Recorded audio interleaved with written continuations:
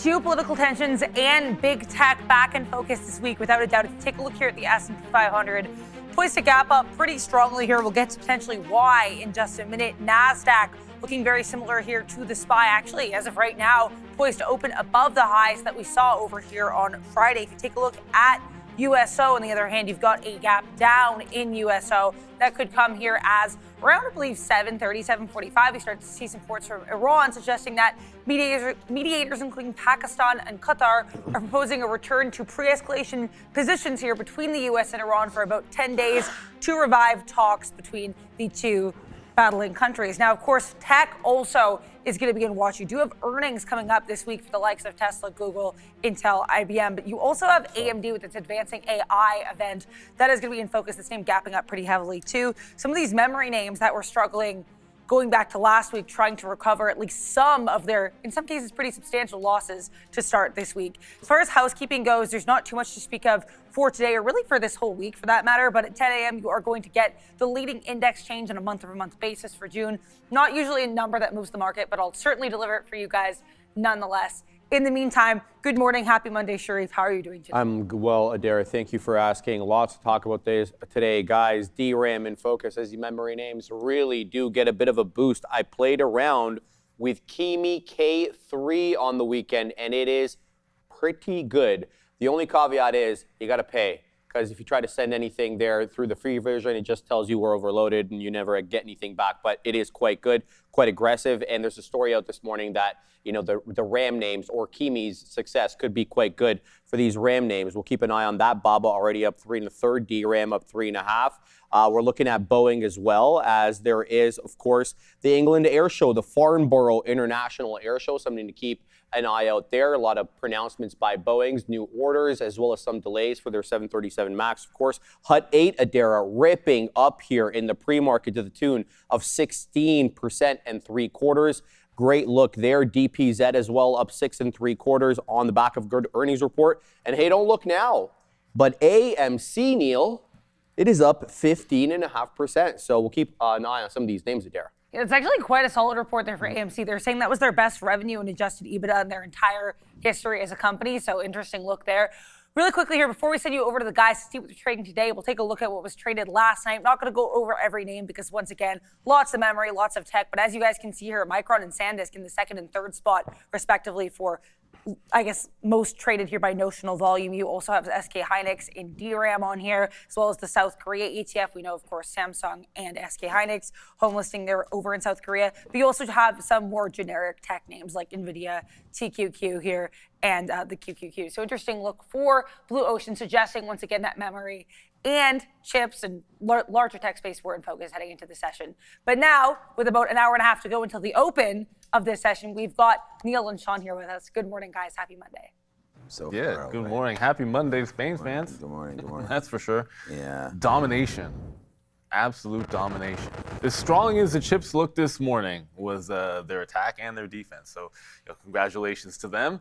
But it's weird. There's a lot to look at this morning. Yeah, there's a lot. I think it's a Monday with the bigger earnings coming out later this week, and then you throw like HUD, IREN is also moving around here. AMC on their report looking like it's going to be a strong one. Robinhood caught an upgrade. That's holding the $100 level. There was all of the chip names that bounced pretty decently on Friday, and then now we get some hopeful continuation. So yeah, it's looking pretty good. We're up a point. Well, almost a point. I shouldn't say we're up a point. We're only 0.8% to the upside on the NASDAQ. But the recovery was very, very solid on Friday after, hey, it was a pretty weak week. A lot of shorts last week, that's for sure. Yeah, nice to see the market starting to pick up a little bit here today. SpaceX up 1%, up to 125. Trying to go. It's up the glass half full and everybody else out there here today. We're going to get ready to rock and roll one more time. It is nice to see AMC. We do have one of the biggest AMC haters coming up, Michael Noss.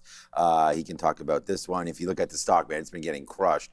But it's nice to have them come through today with a nice little return there. We saw big movies like Backrooms, Obsessions, all that kind of stuff. So I don't know exactly the reason for this bump up, but we'll dissect it and go figure it out. But breaking through $2 is nice right there for AMC. Finally starting to smiley face up a little bit here. And we'll see if it wants to hold this $2 range right there for AMC, up 14%. So that's been a real nice one there. And as Sharif said, Kimi over there, that new model should be an exciting one. We've been talking about Alibaba for a while, and just and this is it's a private company that dropped its K3 Kimi there, and apparently it's pretty sweet, right? And so we'll have to wait to see what happens with that. I feel like the overall fear of what happened there a complete turnaround there from AMD, what happened on Friday, where everybody heard about this new model that came out, and we had seen sort of a complete V-shaped recovery once everybody hit the panic button,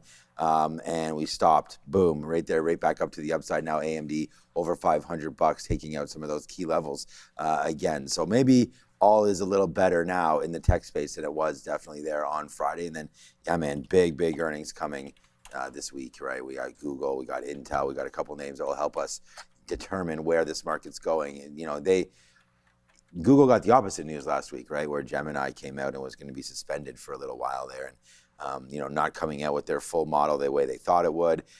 So that hit the wires, and we had a downside trade there in Google. And then of course, just a couple of days later, we get the news out of China that there's more affordable models coming through that are pretty effective, right? And so I think the main question is, a lot of us in the United States, where all the money is going to have to ask, do you really want to trust the Chinese large language model, or do you maybe want to pay up a little bit more and get some security of something onboarded here in the United States, right? Like a Google, like an Amazon with their AWS, and then I think Microsoft too with Copilot and what they're doing with Azure. I think they're going to have a big runway to the upside as well. Some of these names getting hit just a little bit there today, and then of course USO, right? I mean, the United States heard on the way in, and it's pretty sad, suffered some loss of life there over the weekend. The first time, I guess, of this sort of war here that it's been major.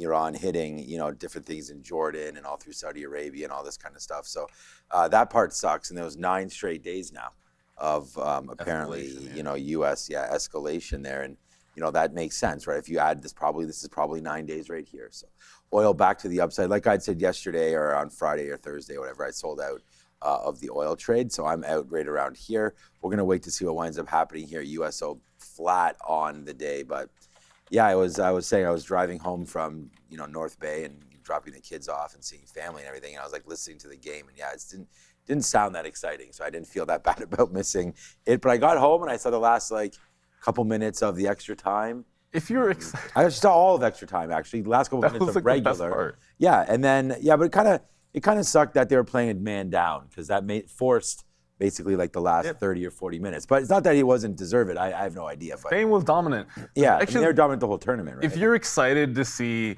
a record number of saves by the Argentinian goalie, that was impressive. Yeah, I heard that guy was standing on his head. He was awesome. That being said, it's too bad. It was such a good World Cup and such a bad final. I was really expecting a little bit more out of Argentina. I thought, scratch a goal in there, press a little bit, actually play to win. They're basically playing with zero. It's like the way England did. It was a tactical thing. They went back. England, when they had the lead, they started playing too much defense, right? But Argentina was sort of playing timidly the whole match until they were down. I'm like, I hate that. I hate that mentality. Go out there and win the match. Don't play not to lose. Play to win. Well, it is what it is. One other thing that 0 shots. Speaking of playing to lose. How do you have 0 shots? Oh, good. Well, how does that even happen? How do you have 0 but 0 shots? No shot. Well, they had 2 shots. They didn't have any shots on goal. That was in the extra time. They didn't have any shots on goal. Yeah. No, they had 0 shots at the end of regular time. They had 0 shots. It's pathetic. I just think that's crazy. But whatever, that's the way soccer is played. It's tactics, and sometimes you make the wrong decisions, and that's why Spain plays I guess a boring defensive style, and it worked out for them. They raised the cup again, second time. Yeah, Luis will be happy. So hey man, they're halfway. They're halfway to Italy now. Italy has 4, Spain has 2. So what are you gonna do? But it was either way you look at it, I think it was a successful World Cup. Yes, I think financially. So too. It was $9 billion. And pretty safe. I didn't hear of anything. Nothing crazy happened. That was really nice to hear about. Those rights that they're going to sell the next couple of World Cups, when they're going to combine Spanish and US, or Spanish and English, is going to be huge. So maybe Netflix will. The last we were talking about last week was Netflix potentially bidding on that. I think it could be good for them. Don't forget that Netflix had crap earnings, or bad reception to earnings last week and a little bit of a bounce, and the name that reports this week already had their dump. So let's not forget about IBM. A lot is at stake for IBM in the report this week. They came out with their preliminary earnings, and it was, let's just say, not met too well. You also had the CEO basically come out right away and say where the money was going, and it was the hyperscaling spending was not going to them, and it was being diverted, it was going to memory chips. They ended up basically holding $200 and nothing else. It held 205, it's still trending down. So this is a big report for IBM, because if they didn't just give you the worst last week, then this could be pretty nasty. The idea would be that when you do that preliminary earnings, you're getting the worst out of the way. So for sure, this is one that's going to be on the radar this week. Sharif mentioned, everyone's talked about the fact that AMC reported, and they are making some moves. I know there's some other small cappers out there, but tell me you're looking at AMC at least once this year, Sharif. I mean, I'd be remiss not to right now, Neil. I mean, it's trading above the volume-weighted average price. It cleared that $2 area. It's got a good-looking bull flag right now, at least for now. But I'm not very pleased with these topping tail candles. My white charts don't get dark pool prints, so there's a big aggressive seller here between, you can tell, 2 1/4 and 2 1/3. So long as we hang out here and hold this 2 1/4 area, I think we'll be good. But let's look for some reversions, especially off the Belladere. This one could be a bit volatile today.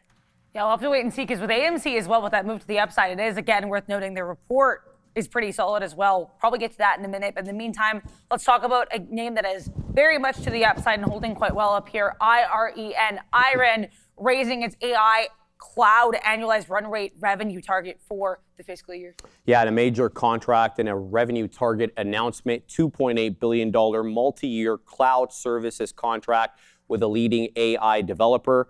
They've raised their 2026 year-end AI cloud ARR, so their annual recurring revenue, to $3.7 billion up to $4 billion.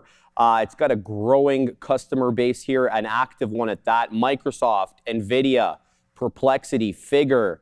Some of these I haven't heard of. Together AI, FluidStack, Fireworks, FAL AI, Hume AI, and then there's an undisclosed leading AI developer. I don't know why they do this, where they just give us the name.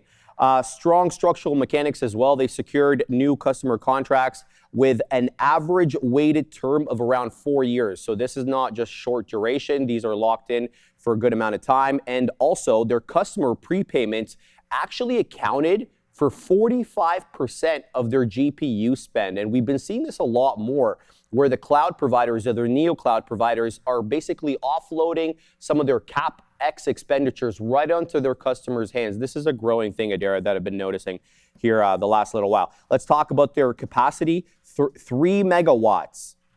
From 3 megawatts up to 480 megawatts. And now they're targeting by the end of 27 to have 1.2 gigawatts. And they have about $7.6 billion in cash, Adara. And that's kind of a surprise for me, given how much they're spending. So good cash position as well. Yeah, I mean, how do you guys feel about the position of IREN right now to look at for the trading day? Well, if you look at that revenue target and combine that with the cash position, that annualized revenue plus cash, that's 1-to-1 with their market cap. Like, they're actually pretty solid here on IREN. It's not the biggest pre-market volume, but it's over 2 million shares. So this is actually pretty solid. No questions asked. Almost everything, just to get it out of the way, almost everything had that crazy dip and then reversal if it was tech related in the morning on Friday. So you do have a lot of V-shaped recoveries and like rounded bottom setups. Like there's a lot of things that are going to look like this this morning, no questions asked. So anything that's going to be holding the prior low, 35 stands out. What's more exciting, however, is the actual rounded bottom, then take out the top here for IREN, which would be like a 38 level. So I could pop that in, go over to the 15-minute. Like that's the breakout that gets a little bit more exciting for this week for IREN. But yeah, the value is actually pretty compelling here with IREN. And like a lot of other names, you basically, like we've had a pretty deep pullback. And so the chip names, all of our growthy AI trades have pulled right back in. This one bounced clean off support on the daily and then made that nice rounded bottom. But it's 38 that I think is more exciting for a breakout. I don't know that it's there today, what, another $1.50 on to 9% to the upside? It's possible, but I think maybe tomorrow, this one, we could be talking about a breakout at 38. Yeah, IREN's just been getting hit. Like it's been getting hit pretty bad. Like, I mean, you were up to 65, 70 bucks right there just a month and a half ago. And now you're all the way down to 30. So yeah, no surprise they come out with some news here to try to save the stock down at this $34 marker.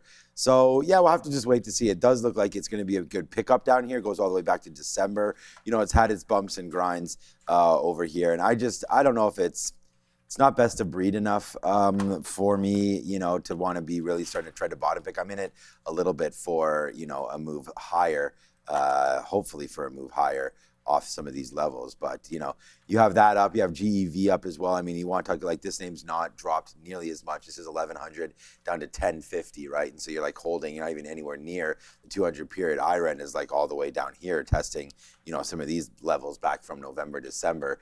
Vernova still remains pretty high up right there. So I'd rather take, you know, the latter rather than the former. So, I mean, I think IREN will be a good trade. And if you're able to, you know, pick something up off that 34, I think you're happy today. But, you know, as an investor, you can't be pretty pleased with what's been happening with IREN bouncing around this $40 mark. It's going to have to stay above it for it to get any sort of traction, right? I mean, it was trying to hold. Once it didn't hold, it looked like it was a pretty bad break there all the way back in. And now it looks like off, just because of the news story, right? And the market's bouncing today, you're getting a little relief. So I'd like to see a continuation over the next couple of days for IREN. It's not, this can't just be a one-day thing, because if it stops tomorrow and retraces back in and you break these levels on that kind of a news, like Sharif said, a lot of good contracts there, a lot of stories, but at the end of the day, if the market doesn't like it, it's not going to pay up for it. So this little break right there was saved for now on IREN, a break of 30. But if it does break that, I mean, I don't know, you know, how low you can go from there. So it's just holding on for dear life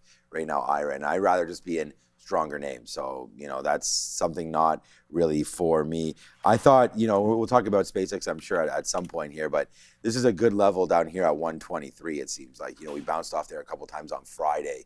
So we'll have to wait to see if this one can start to hold some bids today down into 123 for SpaceX. I know we've been sort of thinking about shorts ever since it broke 135, but I'm trying to think about a long down here. And then I just asked everybody as well, you know, what are you guys looking at there in the chat? And that's where, you know, someone told me about SpaceX right here.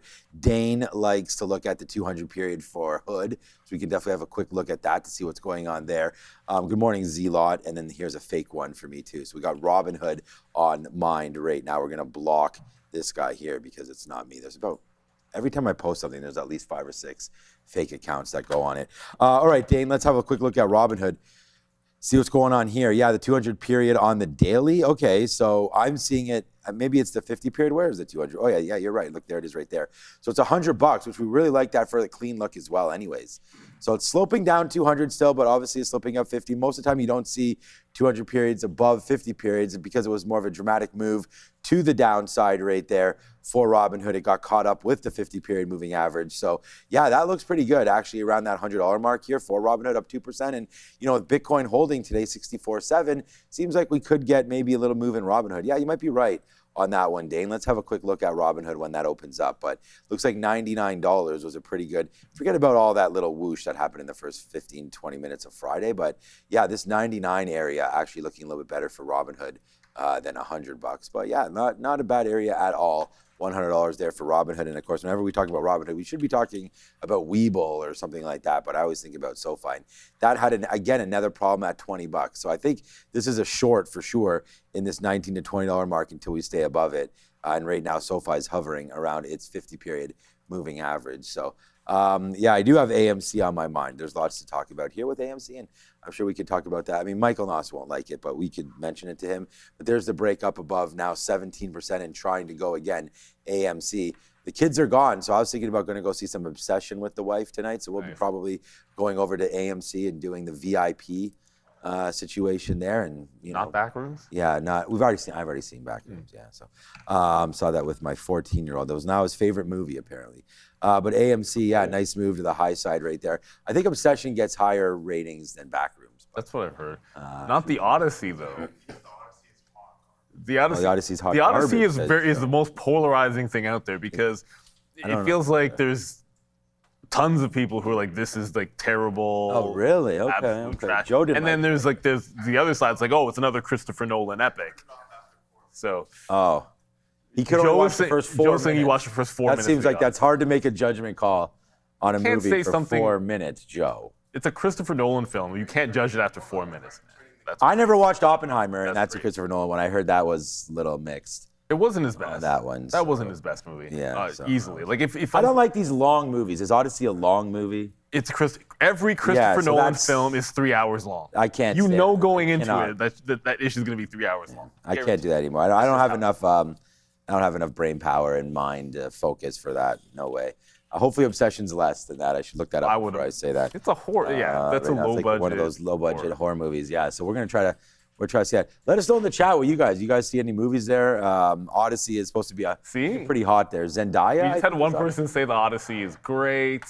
Oppenheimer one person. sucks. It's epic. Well, give them a second. Oppenheimer sucks. Yeah, I think it's probably.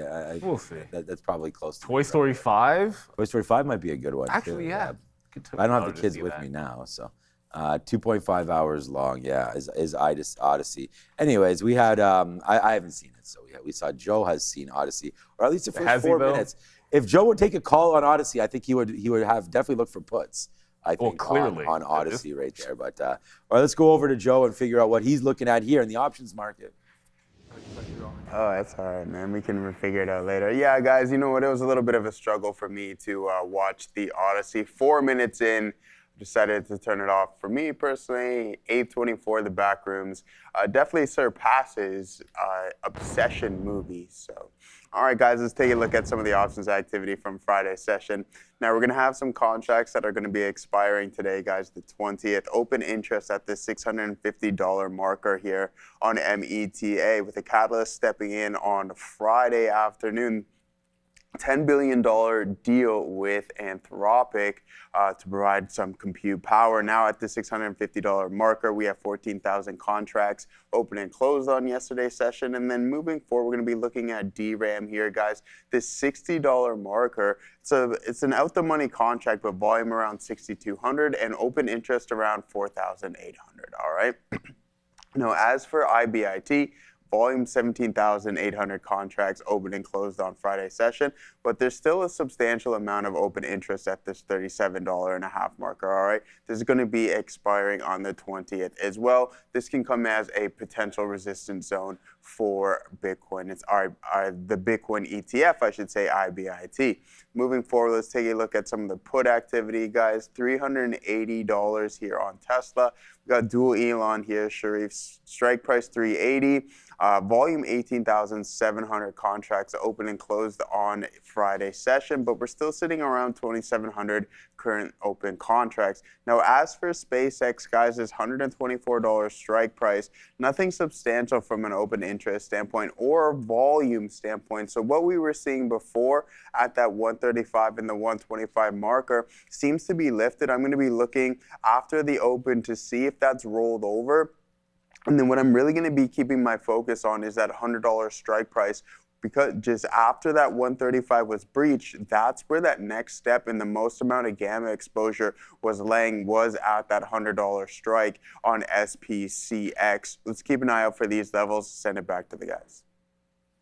Thank you, Joe. And that DRAM, I just saw in the chat someone saying, was that a bottoming tail, big bottoming tail on DRAM? Well, I can tell you, whether it ends up being the bottom or not, that is a great reversal candle. Huge volume, that's what you want to see. Obviously, you need to pull back pretty far, so we know that's happened, but huge reversal candle. Like, off the open, just a tremendous amount of buying volume for the memory chip names. And then you look where we close.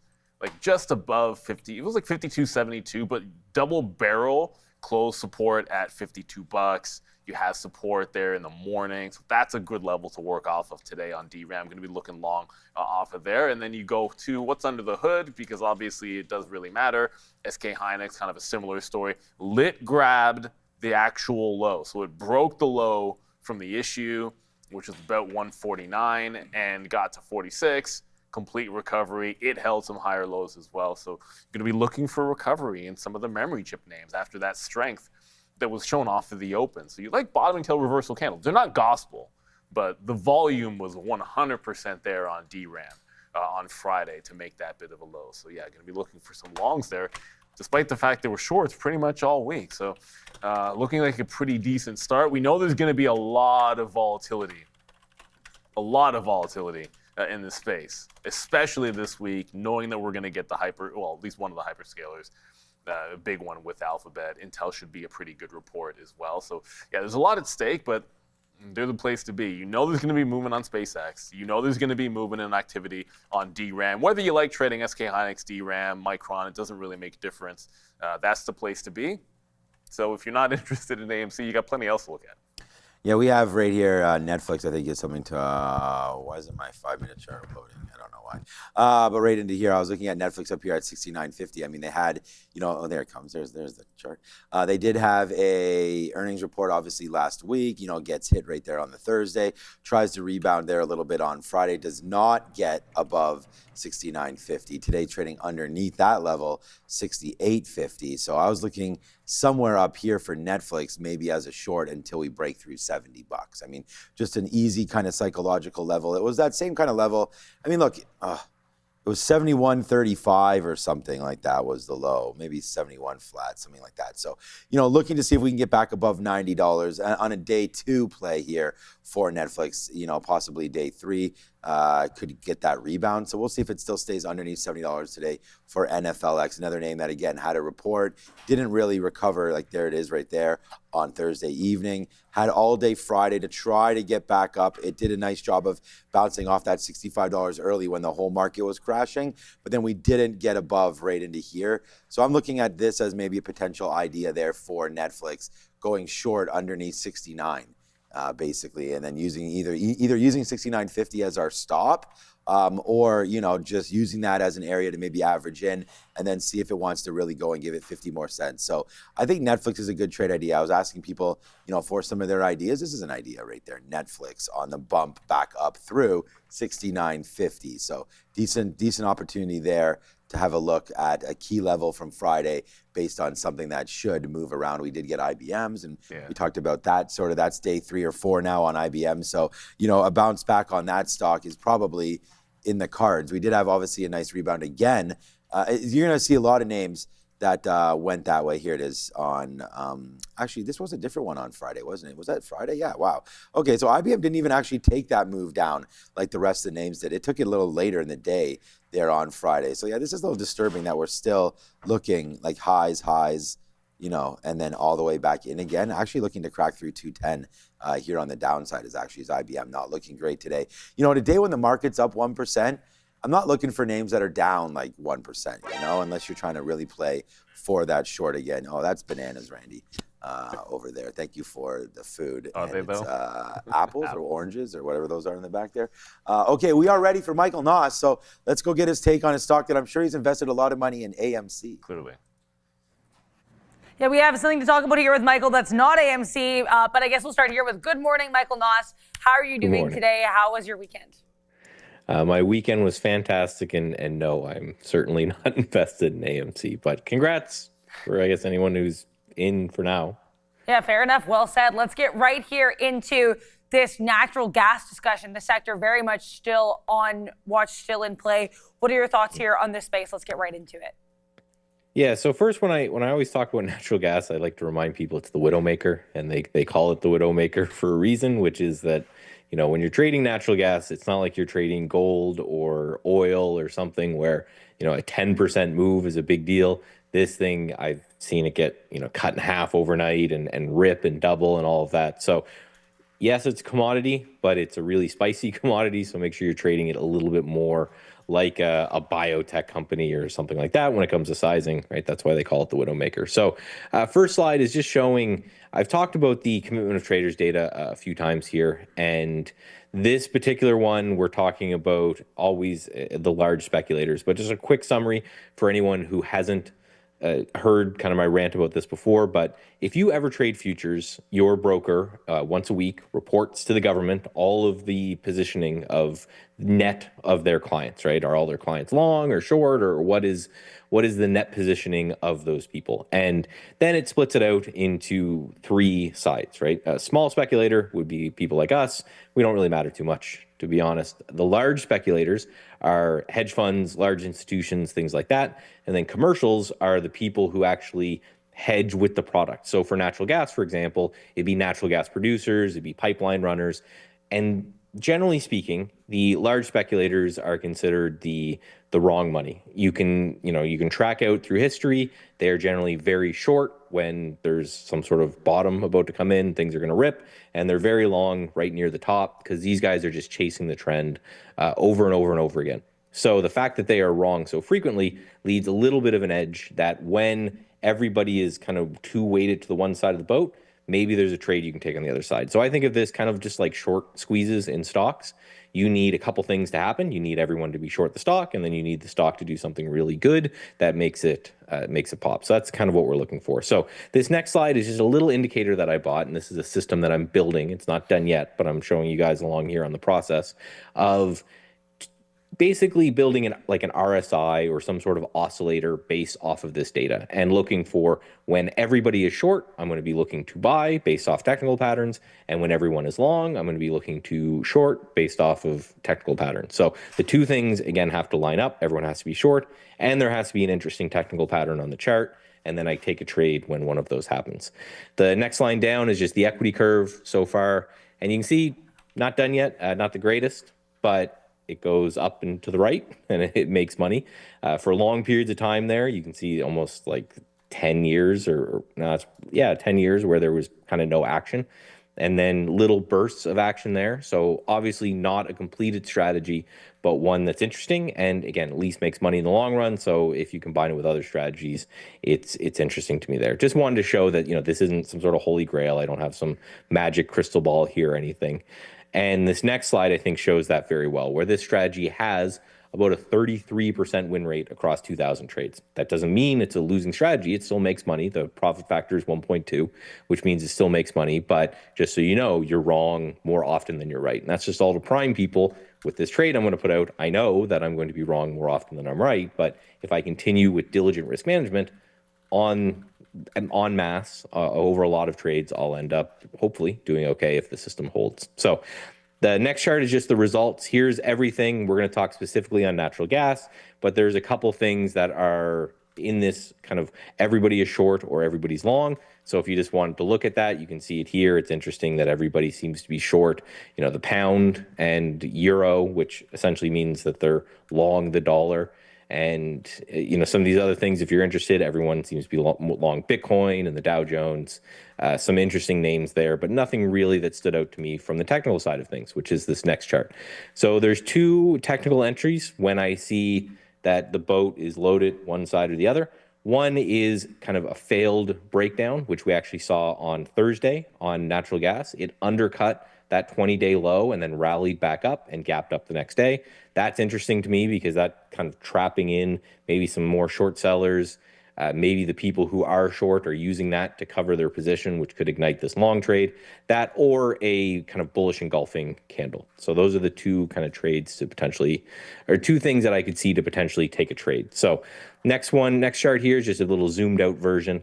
And this is the trade setup as we're looking to do it on natural gas. The ETF is going to be a little bit different, but this is natural gas kind of as a whole. And you can see we're using that 990 as a stop level. And then this next chart is just how we're managing it with just a trailing stop. So as soon as you put in the stop loss, the reason that this can have such a low win rate and still make money is that this is obviously all kind of hypothetical, but you put in that stop loss at 990, and then you use that trailing stop. So as the price ticks higher, this one ticks higher as well. You can see this one here is on UNG. So again, we're using that, let's call it like $2 stop loss here on UNG. And then we're just going to trail it up, and eventually the stop's going to come get us. We don't know if that's tomorrow. We don't know if it's 6 months from now, but using these mechanical stop outs, I think really, really help. So Just the rest is just how I've tested it, but that might not be too interested. But just know that this is a 33% win rate setup, but I do like it. I do know that everybody is kind of short natural gas right now, and I want to look to take the other side, and I think we've got a really tight risk reward. So even with this low probability, for me, these are trades that I'm going to be interested in taking. Thank you for taking us through that process, because I think sometimes when you see lower, win rate percentages, people get a little bit nervous. So I appreciate you clarifying that. I do have a couple questions specifically about this slide right here, which I found pretty interesting. So for one, is this strategy, just to clarify, specifically for kind of more commodities, currency, et cetera, or can it be applied, of course, with clarification, modification, et cetera, to anything, like equities included? Yeah, so this is based off of anything that futures trade on. So because it's the commitment trader, the CFTC manages this. So any future that is available has to be reported. So that's why you see things like Bitcoin there. It's not technically the Bitcoin spot price. It is the Bitcoin futures. Now, large institutions are way more likely to transact on a Bitcoin future than they are to open up a Kraken account and trade there. So I still think a lot of this has metric, but anything that trades on the future side of things, so stocks, major indices, Dow Jones, S&P 500, all of that, you get access to that data. Anything that is commodity, currency, fixed income, that type of thing. And the beauty of it is this is all kind of publicly free available data. I just have a process where Claude goes out every week and grabs it and creates this little indicator for me and spits it out. So this is something that could be replicated for free if anyone has the time and they're as nerdy as I am and they're interested. There are a couple names that stand out here as well on the crowded long side of things. I mean, these treasury notes, you've got the Dow Jones, as you just mentioned, and also that 97 here for the crowded long on Bitcoin. So with that in mind, is this something that you'd maybe use this data to potentially look at the possibility of a short, or is it just good to know for potentially pullbacks, or maybe a little bit of a mix of both? The shorts, I'm slightly less interested. I may use this and say, okay, if I'm long Bitcoin, well, so is everyone else. So maybe that just makes me less convicted on it. But the study I've been doing so far is showing that it's kind of okay when everybody's long, because trends persist for a long period of time. Things go up over time. So that's less interesting and less signal, a little bit more noise. But when everybody is short, there is eventually a reason to cover. So something like natural gas, for example, eventually just through inflation, the price of natural gas is probably going to go up. So these shorts are going to have to cover at some point. So just like stocks, I'm not too concerned when everybody is long Apple, because there's just everyone's long Apple all the time. But if I woke up one day and Apple had like a 30% short float, I'd be a little bit more interested then. Yeah, well, thank you very much, as always, Michael Noss, for going over all of this research for us. This is Michael Noss, CMT. You can find him over at Stats Edge. And you can also find him on our show every Monday and Friday at 8:30 a.m. Hope you have a great rest of your week. We'll see you on Friday, Michael. See you on Friday. Have a great one. Thank you, you too. That's all right. Yeah, no worries. All right, guys, let's take a look at some of the analyst actions here this morning. I'm going to kick things off with some upgrades here today. At the top of our list, we have Nebius Rube. It's all right, brother. Don't worry about it. 4.25, hold to a buy with a $200 price target. Freedom Capital giving them the nod. And then Urban Outfitters, a name that Sharif and I are always talking about, and one of the better performer retail names here from a clothing standpoint, that is up 4 3/4 right there. Neutral to a buy with a $93 price target. Goldman Sachs giving them that nod. Now, Lumentum also getting the nod this morning, guys, with a $1,000 price target, going from an equal weight to an overweight, and you're up 3% here this morning. Yeti also getting the nod, guys, in the approval from Goldman Sachs. It's negative here, about 1%, but going from a neutral to a buy with a $63 price target. Now to look at some of the downgrades. Charles Schwab actually getting the downgrade here, guys. You're down 0.5%, going from an outperform to a market perform with a $105 price target. Now with Monster, you're down about 1.9%, going from a buy to a hold, but we're increasing our price target to $98. That's up from $94 from Deutsche Bank. And then we also have Birkenstock negative here this morning, going from a buy to a neutral. Seaport Research giving them that downgrade, no specific target there. And Charles Rivers going from an outperform to a hold with a $219 price target. You're down 1.5% this morning, guys. Interesting upgrade on that one stock, Yeti there, which could potentially be breaking out. Whatever, man. I love Yetis. They're great. Yeah, Yetis are great. You know, keep the coffee nice and warm. Keep everything in the cooler nice and cold, especially if you go camping. Their coolers are fantastic. But Yeti, I wish there was more volume to this because as a day trader, one of the things you look for are things making waves in new price areas. Yeti, that's a legit breakout. Now, obviously, this is probably not the front of the mind for any day trader out there, but trend is your friend to the end when it bends. So you're always looking for things which are getting up into that new price zone, new price area. Unfortunately, again, like I said, probably more interesting for a swing than anything else. Ooh, shout out to DJ Vinny. Want to thank you with the gift coming in from TikTok. All of our viewers everywhere, including those obviously from TikTok. I look over here and I see Mamba as well. So TikTok viewers in full, we appreciate you. Want to thank you for the gift. And hey, whether you want to send a message, Mamba's saying blessing the first people in the messages. So let's be real. We got a great community out there. Keep crowdsourcing those names. But I love the fact that people are throwing ideas. I already see the $ GEV just got thrown in there. So we have people looking in to see what's going to make it onto our visualizer, which I'm going to quickly try and show. Why am I not surprised? AMC number 1. DRAM, see, that's more like it. DRAM number 2. We got to figure something to throw for the ETFs in here, so it's not just blank. VCIG, that's small capper, we know. IREN and Nvidia looking pretty strong. Lumentum, SpaceX is always going to be there. It feels like APLD, Intel, GE with a good report last week. They're on the upswing. Do like some GE. SMR, SMR making an appearance. They're going to be up a little bit as well. So yeah, a lot of interesting names on the list. Oddly enough, no AMD. I kind of thought AMD was going to make it today. They got this potential Anthropic deal up 4% today. No, AMD does not crack the visualizer. Really, everybody. AMD holding that 500 level. That's a bit surprising to me. I would have thought that would at least make the top 10. I got out of some AMD there on Friday happily, so we'll be. We like the fact that it's still going higher. We still have shares there. SK Hynix, nice. Another name that I think needs to be looked at here today. I think Adara's mic is probably still live there, Andre.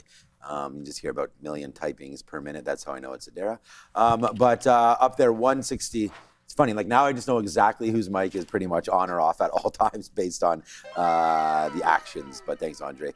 Yeah, so SK Hynix, what about a dip down in here? What's up to glass half full and everybody in the chat talking about it? Look, I when you had asked me in the chat, I said 150, but actually, it is actually 154. It's this 152 to 154 area. 150 is just, basically, it's just a psychological level at this point. I mean, it broke it, went all the way down to 145 and retook that level pretty quickly there on Friday. What a crazy day SK Hynix had on Friday. 145 to 168, and then all the way back down again to close the day, like really bad close for SK Hynix. And now today you're up another 5%. So I don't know what's going on with this roller coaster of a name. And I mean, I don't even know how it traded over there in South Korea before it made its land here in the United States. But SK Hynix is just one of the most wildest trades that you're going to find in the market, period, with these kind of moves. I mean, it's been happening, ever since we broke through that 165 mark. You had some nice downside trades there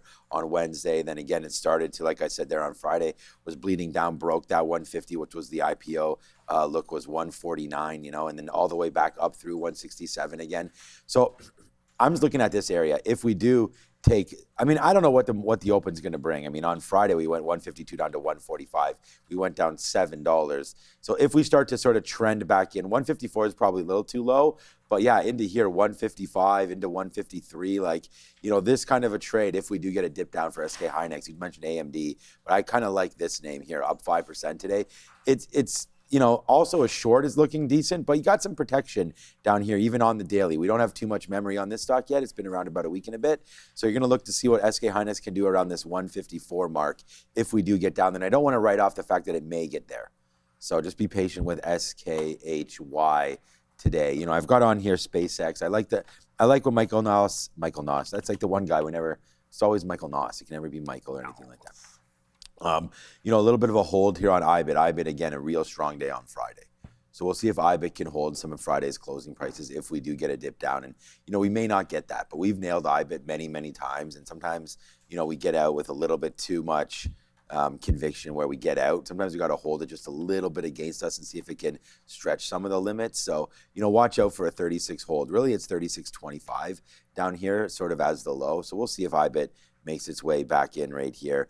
The NASDAQ's trying to pull in just a bit here off 29,000. So yeah, man, it should be pretty good here for IBIT. We'll wait to see what winds up happening here, though, up 0.63 with the market today as well. So yeah, SK Hynix on my mind more than Advanced Micro Devices. And we didn't even, really get a chance to look at NVIDIA. We have lots to talk about here today, so, don't worry about it. But NVIDIA holding that 200 is going to be pretty good as well. Back into that 202 spot for NVIDIA, up 1.25 today, up 1.5 today. So besting the market today is NVIDIA. So this could be a good long as well. I'm just not convinced that the market's a long yet. So I don't know. We'll have to wait to see. 64.5 here for Bitcoin. So. Yeah, there's always strength and weakness in both directions. I think that's for sure. Like I'm not completely convinced yet in SpaceX until it's above 130. I don't know that I will be.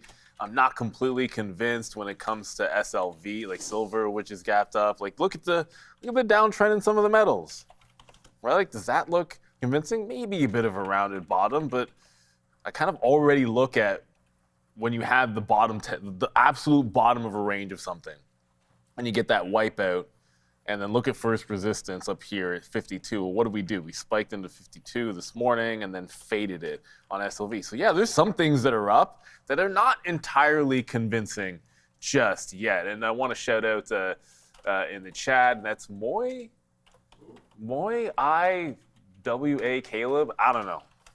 I don't know how to say the first part of that, so I'm just gonna call you M Caleb in there. But for anyone that's looking at the memory chip names, last week that MUU, which is the 2X bull, did do a split.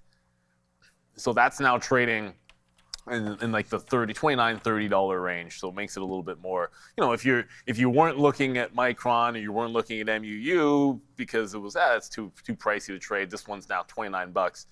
So it can be a little bit more enticing. I still like DRAMs because that way you're the little SK Hynix movement, the volatility in there is in addition to SanDisk and Micron. But yeah, you can't really go wrong with this either. But remember, if it's 2X daily, great trading vehicle, but you can't get wrapped up in trying to hold this thing for too long. And that DK is going to absolutely crush you guys. You got to be very, very careful with that. We try to always say that every single time.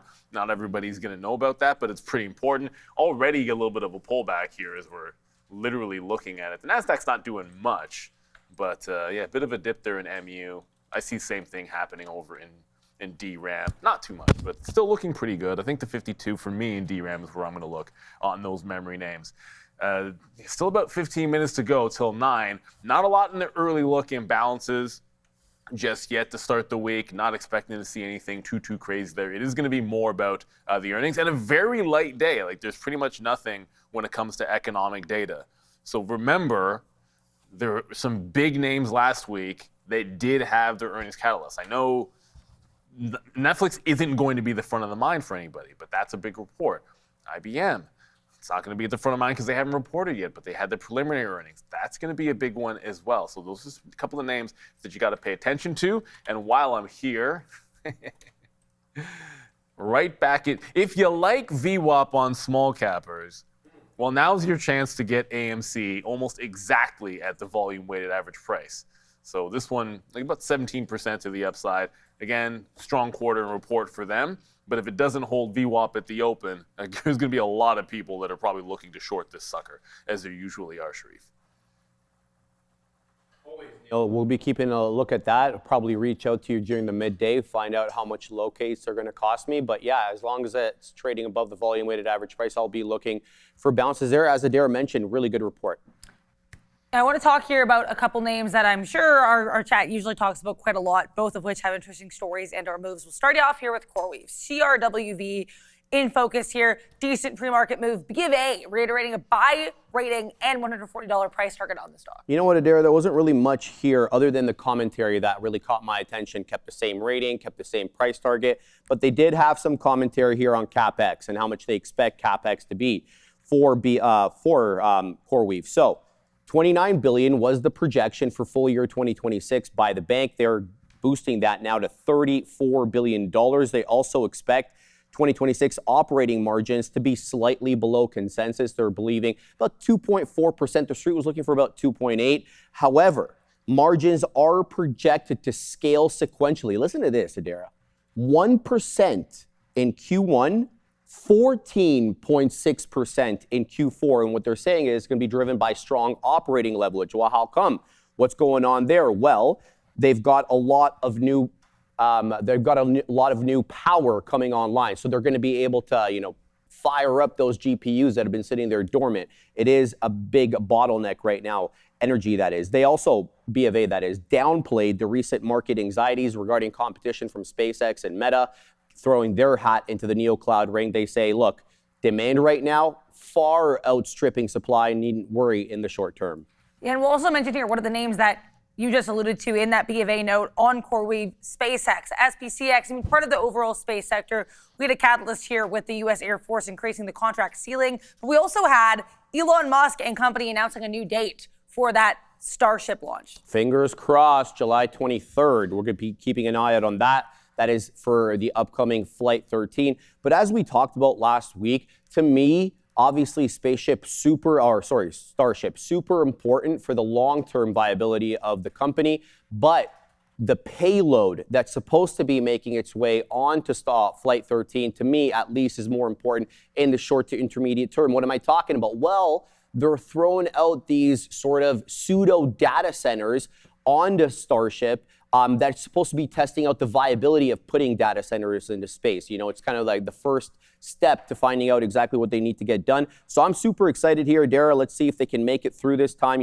Every time there seems to be a mishap, but that is part and parcel of the space game. Fingers are crossed for SpaceX on Thursday. In the meantime, are you guys looking at it today? Absolutely. Yeah. It's one note on CoreWeave, though. CoreWeave has a very unique high debt structure.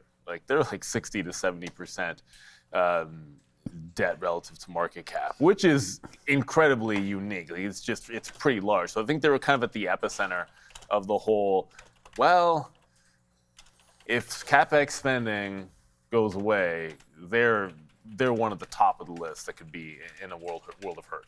So when it comes to SpaceX, a lot of stocks did a rounded bottom and then broke out. So we're at least are higher relative to resistance on Monday. SpaceX is not one of them.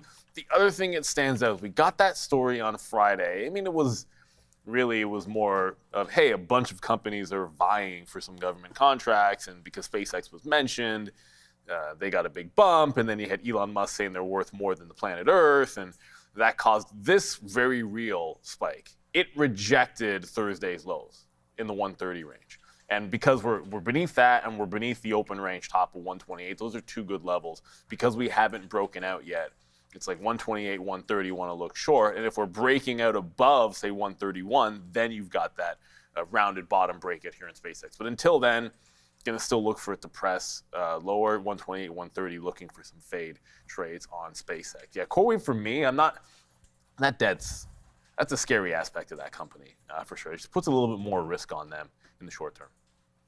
Taking a picture here of the sticky note because, I have SpaceX as the number one idea here today. So to talk about, taking an opportunity in this, we've done really well, obviously, on SpaceX, and we've hit some pretty key levels. So I'm just looking down here at 123, whether or not that holds or not, who knows? But I think it's worth looking at. We hit that level there on Friday. We hit that level. It's the lowest level it's ever been. So we're going to have to wait to see. And what I wanted to see was we just had a couple of pressure points down there, and every time it bounced off of it, right?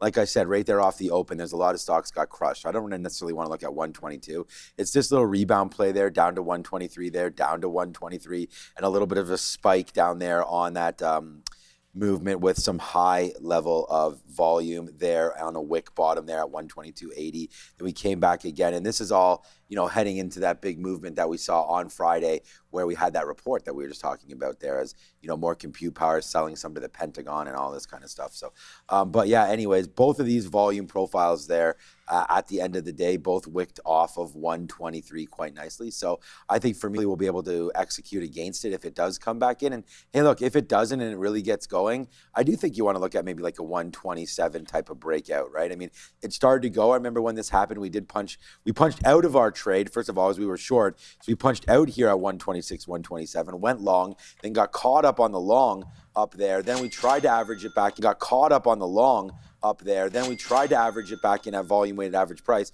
and then it lost it, only to wind up bouncing again off 123. So what's up, Blicky Spears? We want to say good morning to you as well. And every single person, thank you, Blicky, for that 199. One of our, we'll hit bang. Yeah, we'll set as well. Awesome. So right there, thank you, Blicky. Here he is right here in the chat as well. So everybody, shout out to Brown Lightning that's here. Nick is here. There's only about 20, 30 of you or so in the chat right now. So hit that subscribe, hit that like, and get into the chat right now. I'm always looking for TikTok. Oh, I see someone there. What's up, Kath? Hopefully you're there at Tradertv.live, says what's up to us as well. So, shout out to everybody that's watching us here live today. Yo, Dylan says, yo, what's up? Farthan Bear Bull says yo as well. Juan Padilla says me. So shout out to you, Dane Generous as well. Shout out to everybody that's watching us here today on a Monday. And get your coffee ready, get everything ready to rock and roll. It's 8:55 right now. We have the watch list at Trader TV Live. You go get that link in description. Sharif's morning note as well now available. So we're running through things quickly, but if you want the exact price targets and levels and everything, it's just some information that you may want, grab it, and it's on Sharif's morning note. So it should be a good one here today as we get ready to rock and roll. SpaceX on my mind, so is SK Hynix. So both names that are very big traders we're going to have to look at today. But SpaceX down at 123, I like that level for sure. So something to think about there. SPCX down there near 123. Yeah, we'll take a look here. We've got a couple minutes now until we get to that rundowns. I know you mentioned, we'll just talk about a couple things here. You mentioned Robinhood here. I know, Sean, earlier today, they actually got this price target increase to 130, from 130 to 160 by Bernstein. You also have Domino's, another earnings name. We will get to AMC in the rundown, so we're going to keep that open for now. But Domino's actually here, this report was not too positive, but the stock moving to the upside, revenue narrowly beating estimates, and then growing by 4.3% year over year, but EPS narrowly missing estimates. Kind of mixed results when it came here to same-store sales and growth. But let's talk here a little bit before we go over to that rundown about BA. Boeing not moving too much right now, but you do have that Farnborough Air Show in England happening all week. And we already have some positive comments from the FAA at this event, Sharif. Yeah, I'm liking the look of this already, and you're seeing orders come in from several different airlines for a variety of different airlines. And this is what we typically look for. Remember the Dubai Air Show, this Air Show. So these are the sort of the Super Bowls for the airline industry. I want to see more information from Kelly Ortberg on timeline, especially with that 737 800 whatever max certification that they're supposed to be getting. Guys, it takes almost 3 to 5 years from an airplane to go from the design phase into the the nod phase there from the FAA. It is a very laborious process. So this is a lot in the making there. I think a lot's riding on it here for Boeing. Yeah, Kelly Ortberg in the hot seat this week. Another defense play to keep an eye on this week would be Lockheed Martin. They report earnings before the bell on Thursday. Are you guys looking at Boeing or any of its compatriots in that sector? Yeah, not for the day trade. If the thing about Boeing is, I don't know. It's not that it's boring. It just refuses to make any kind of a breakout. So there's something here at this 210, for now, this little compression that's going on for Boeing. But, wake me up when you actually make a bigger break. And I'm going to pop to eSignal because that's where it's at. Let's get eSignal up here because I want to show you guys where my ire gets for Boeing. And it's not necessarily that they haven't made turnaround. It's not that they haven't improved. It's not that you can see the light at the end of the tunnel. As a matter of fact, in some ways they've managed to kind of pass back Airbus. But when you talk about what's happening with the stock, I pull up a weekly chart and you're getting more compression. The range is certainly tightening even further. And then I always like to zoom even further out to my favorite, which is the monthly. Boeing needs to break $260 on the monthly chart. It's about as obvious as you can get. It's already supporting down underneath 150, like that was a place to buy. You go back into like 2026 breakout levels, but that's already happened. So if you're sitting in the longs from the stock at the bottom end of the range, great. It's been giving it to you off the lows over the last couple of years and then been able to get almost double up. But there's just no break past 260. Like, it's coiling for momentum. I don't know that they get enough credit for being a defense name either, but unfortunately, it just doesn't seem to have the juice to go. It's under the 200 period on the daily, which is the opposite of why I like Robinhood today, which Adara had just mentioned. Robinhood's bouncing off the 200 period. Robinhood has held a consolidation and then running higher, and then pulling back into higher lows, which to me gives you a place to go for the longs today. That's why I made the note at 99 to 100. So yeah, Boeing, it's great if you can get it underneath $180 every single time. That's been fantastic. You're just not seeing follow through 260. I think once it explodes through that level, there's a lot of runway to the upside. Unfortunately, till that happens, you're just sitting and waiting. Yeah, Boeing's been a good stock. I just think that if we look back over here and we go over and we see when Boeing reports, they're reporting next week. So you talked about trying to get some sort of a catalyst behind it, the 28th. So we have 8 more days. So I would say it's a little, to try to play off some of these news stories now, that's SpaceX still, for Boeing. We're just looking at those charts there as well. But yeah, Boeing it doesn't seem to have a catalyst right now that's going to create some kind of a move right here. Was looking at something there from Microsoft was starting to move a little bit. Microsoft and AMD. Oh, that's what it is. Okay. Yeah, so AMD actually moved a little bit more on that. Okay, so yeah, AMD, Microsoft's buying some AMD chips here, so that's a nice move. Good move, man. Back up to 530. And again, like I was talking last week, he's like, oh my God, what have I done? Missed this 550 area. So we get some out there at 500 or 495 on the bounce back up there. Remember, we were waiting for that. Remember, it bounced off us at 495 and eventually obviously gets it. Now it's 524. So there it goes, man. Good. Bad to get out of a little bit, obviously, there on Friday, but happy to do it as we break through. But remember, like, if you break through something, you got to have these plays where you get out at some point of some of these trades. But that'd be really nice if this can come back up to 560 as we hold a little bit of that. There goes AMD. You mentioned it maybe being on your mind at some point. There it goes now today, AMD giving you that reason. So for me on Boeing, just not that much volume here, 49,000 shares. Obviously, we like some of these lows. Let's just see if they hold in 8 days, right? You have a week now till earnings. Be patient with Boeing.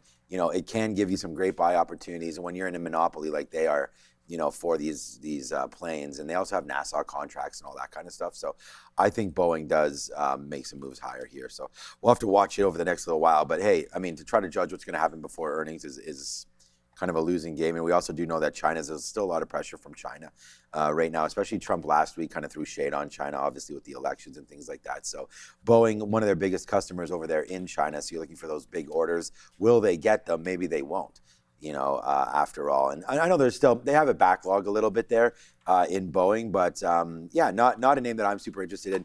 We did have Embraer was one that was taken by Andre last week. So what's up? Always be thankful, man. Yeah, not too much chaos today, but we'll see what we can do heading here into the open. Sticky note is now out, so go have a look at that. I'll put it in the chat one more time. You guys can go double click on that and have a look to see what I'm talking about here today. Is it going to be Marvell on our mind at some point here today as well, trying to break back above $200 now, up that 3%. And I don't know if AI and all this sort of data game is now been sort of expired to the downside a little bit here. We'll see if some of these names can finally catch a bid. It looks like AMD and Microsoft teaming up, well, not teaming up, Microsoft purchasing some AMD chips there. Looks like that's going to be good. And, more CapEx, right? So we're indicating here more money being spent by Microsoft.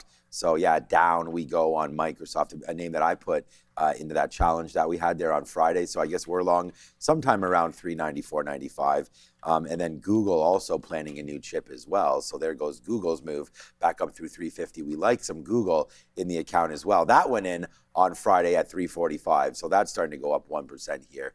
But yeah, everything going, oh, great. Now, Don, what's up, Don Baca there? Are you one of my Paisan friends or what? There goes S. He was saying here today.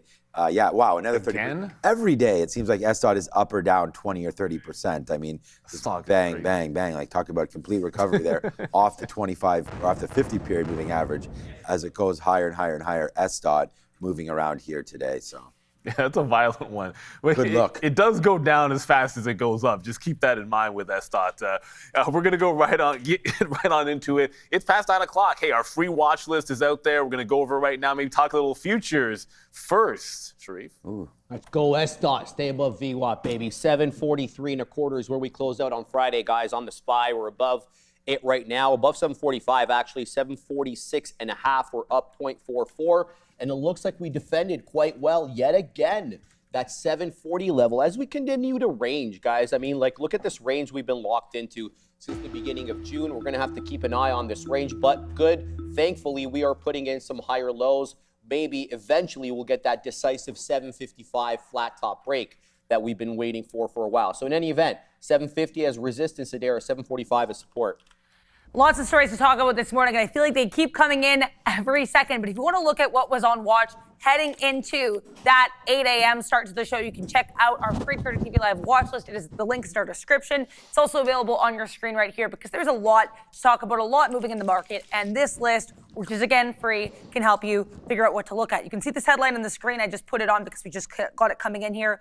Google in focus here. GOOGL, according to the information, this company is developing a new AI chip that could basically run Gemini models 6 to 10 times more effectively than its latest TPUs. Apparently, this chip is internally being called Frozen V2, and it would bake parts of the Gemini architecture directly into silicon, which basically reduces the data movement and the number of decisions made. So interesting look here for GOOGL.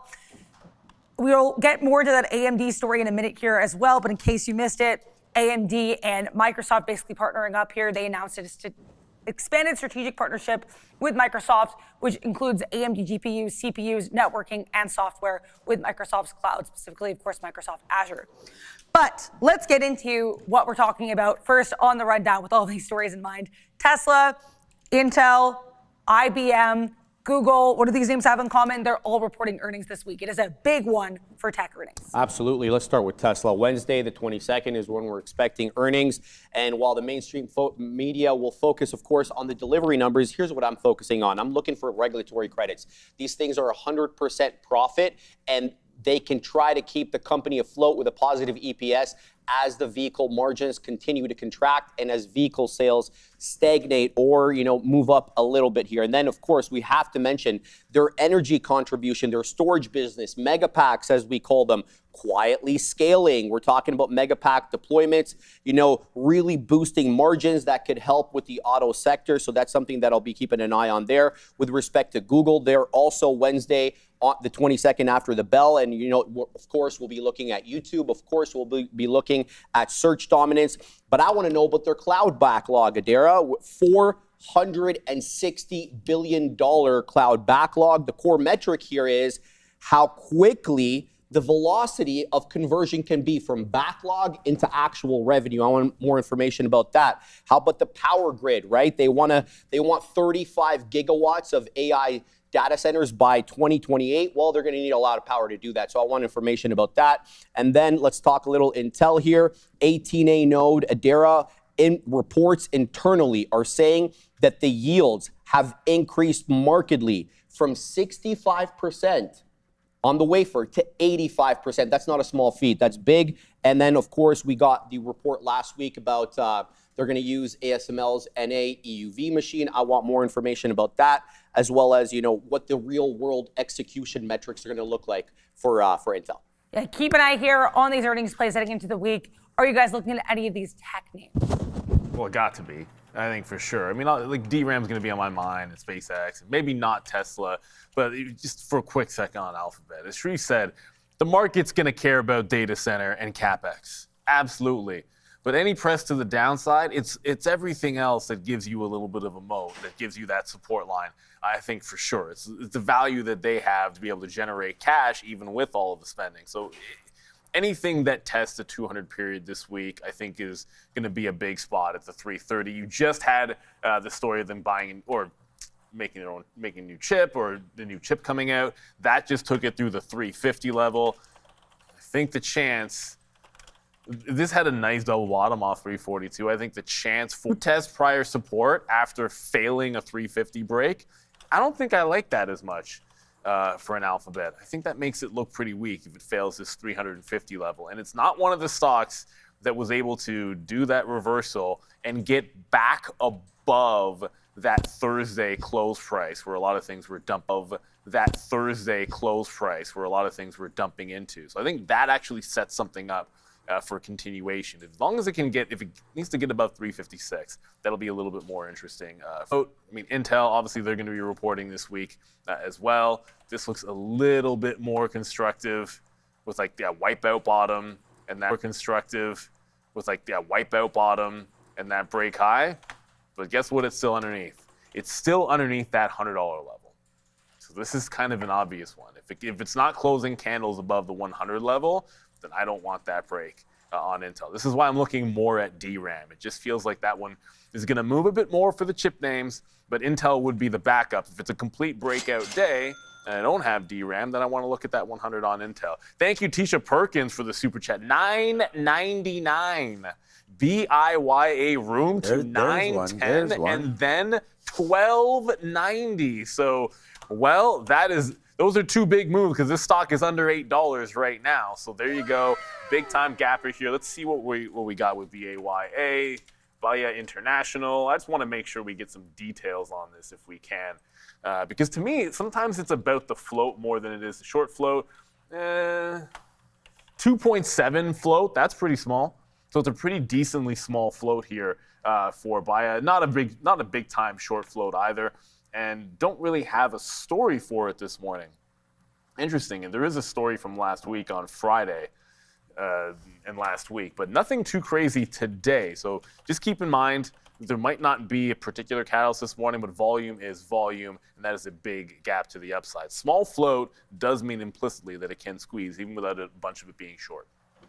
Here's the, we talked about, it says, are big earnings on deck, just to give you guys an idea of what is coming on deck right here. So we don't have too much going on tomorrow. Although GM, probably something interesting for many of you. Charles Schwab, we saw the banks, some of those names and those. We saw, IBKR and some other names that are at 52 and all-time highs.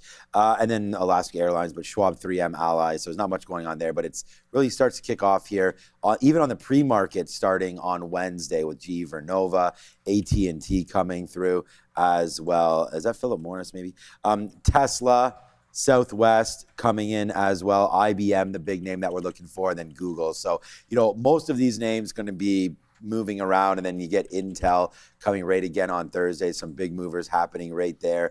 And then this weekend, to kick off Friday into the weekend, they're American Express, right? Give us an idea on what's going on with some of the credit card names. Then we get Visa and MasterCard after that. So Charter Communications as well. So there's a few different opportunities here this week to trade some of the earnings names. You can go find that at TTVL, Trader TV Research, right there online. But if we're going to look at the earnings names, we always looking at Google, but Intel here is still underneath the $100. So this should be an interesting name. They've really gotten hit. Another name that we are, again, lucky enough to start taking some out.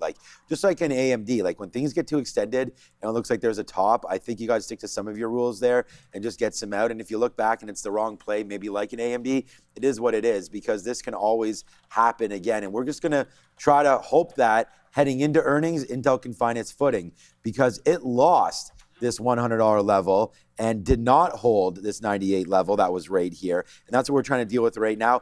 It touched as low, and did it even get to 90 there? Yes, it did, man.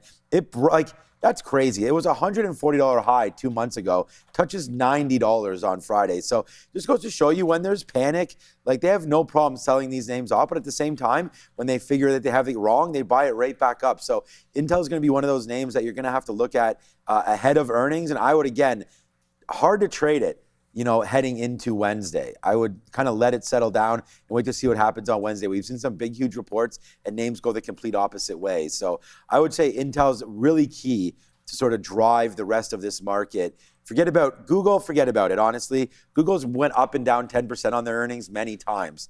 And if it goes down, people on this desk and everywhere are going to be saying we got to buy the dip because they have such a huge moat. If it goes up, everyone's going to say, well, what did you expect? Google has such a huge moat. So it's the same thing for Google. Intel is going to be the chip story here to start it off with. So I think that that's where all the nervous hands are. So we're going to watch out for Google, but we are going to be focusing much more on Intel, I feel like, to get a better feel for what the stock market wants to do heading into this next earnings season. I mean, everybody on edge here to see if Intel can still, complete the demand aspect of it, right? I mean, if they complain that there's a lack of demand, that's going to be a big problem for this market. So Nick Dubs, thank you for the super chat. We did talk a little bit about Corey, and I responded to you in the chat. You like the support. It's below analyst targets, missing something, question mark, high valuations bad, takeover targets possibility.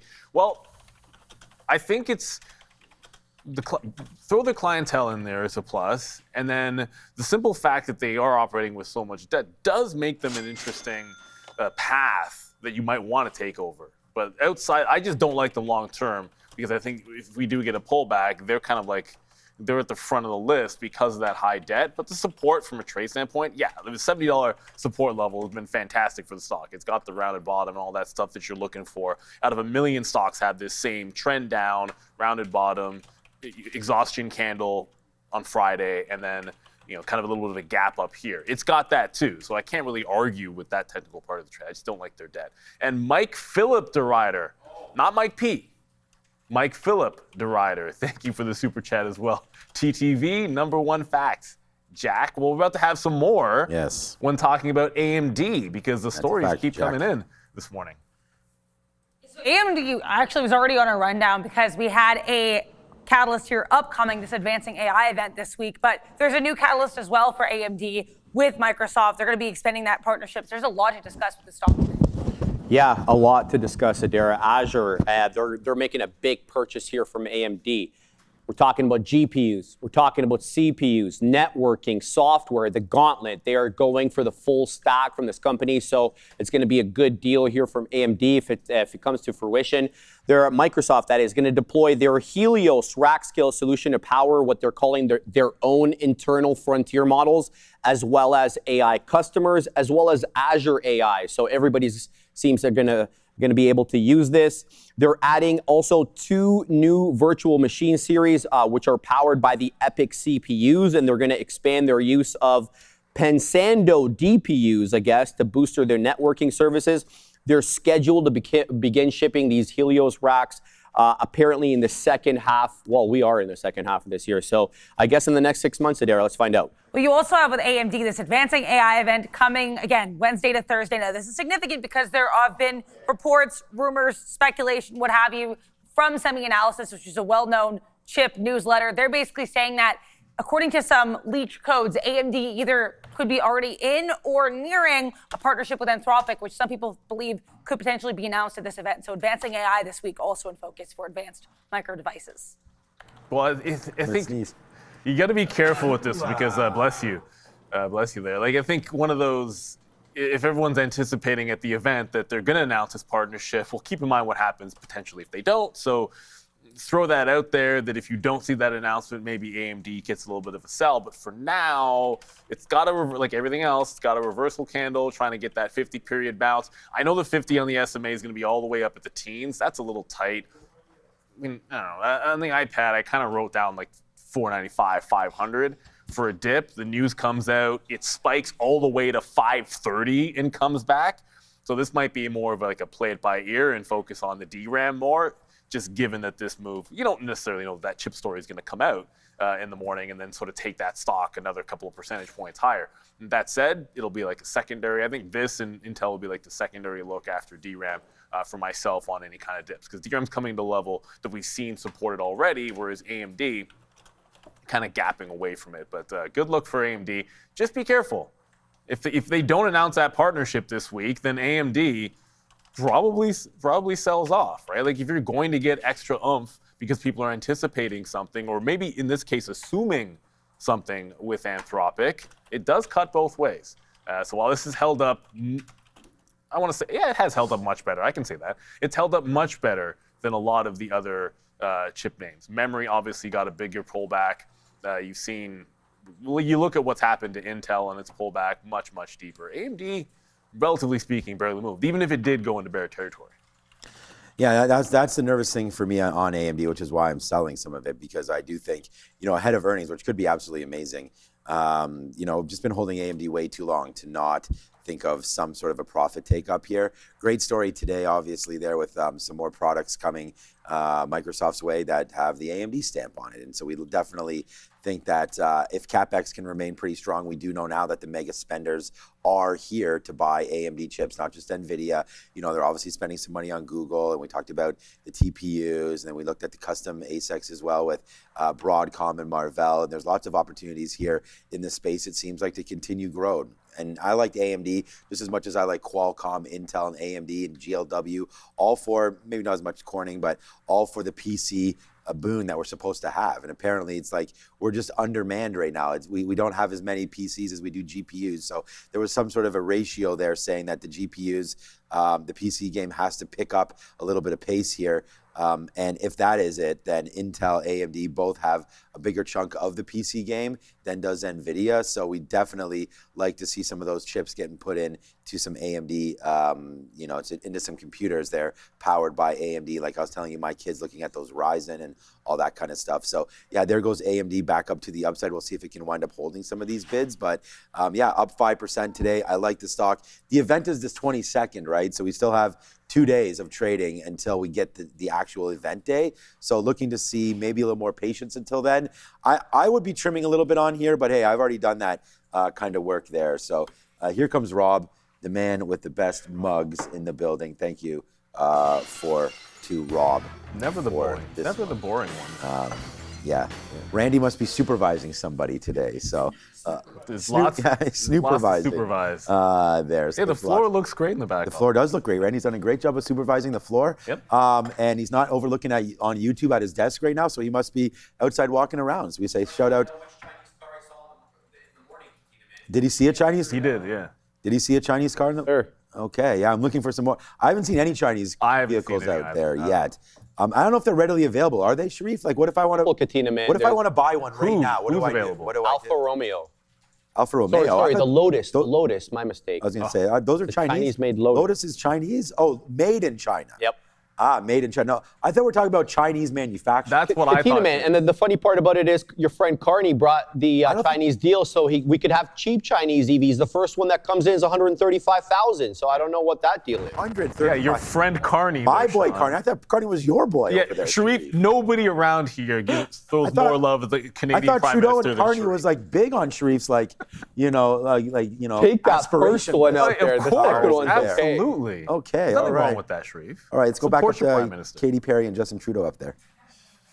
Yeah, we're not going to talk about either of those individuals. Instead, we're going to talk about Alibaba, BABA. We've got a couple catalysts here, including Kimi in focus here. Moonshot potential IPO could benefit Alibaba. They also have their own Quen model, which is apparently doing quite well, the latest version of it. Yeah, and the European Commission, Adara, don't forget about them fining AliExpress a record 550 million euros, the largest penalty issued under the DMA, citing failures to adequately prevent illegal and unsafe products from appearing on the platform. We know that some of these, Chinese e-commerce platform have gray market products. Let's cut the crap. Let's talk about though the 3.8 max, Quen 3.8 that they're alluding to here. A bold claim by Alibaba that it's second only to Anthropic's Claude Fable 5. That's a bold claim. It's unsubstantiated by other benchmarks. But unlike previous flagship rollouts like 3.7, which kind of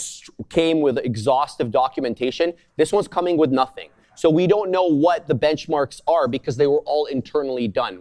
It's yet to be tested on the outside. So that's one thing to think about. The other one is that we're talking, about Kimi. Adara mentioned Kimi K3. I use it on the weekend and it's fantastic. You got to pay to use it though, because if you try to use the free, it's just going to tell you our system is overloaded, upgrade. So the media is trying to paint this as, Baba panicking about K3 coming out, so they're dropping Quen 3.8. That's wrong. They own 36% of Kimi K3. So they're going to make money on both sides of this, right? But last but not least is here, Baba promises to release the full open weights soon. Which is a major strategic pivot. They've typically kept, their frontier models very, very closely guarded as a trade secret. So this is an open change for them, Adara. Quen Moon, guys. like that. Quite mooned already, man. It's, look, Alibaba. Yeah, with 25, 30%, more than 30% easy off of the lows here for Alibaba. We haven't had a close above the 50-period moving average on the daily in Alibaba since the middle of May. So that's what I think has a chance to happen today. I do want to be looking for the long here. You've got to recognize at least, like the last couple of times it gapped up here, breakout 117.5. Support double barrel 117.5. So, like, to me, 117.5 is where I want to look for the long today on Alibaba. Some continuation for sure. If it breaks out 120, then I want to join it at VWAP or something like that. But yeah, this looks really good. Obviously, we've seen this story play out before.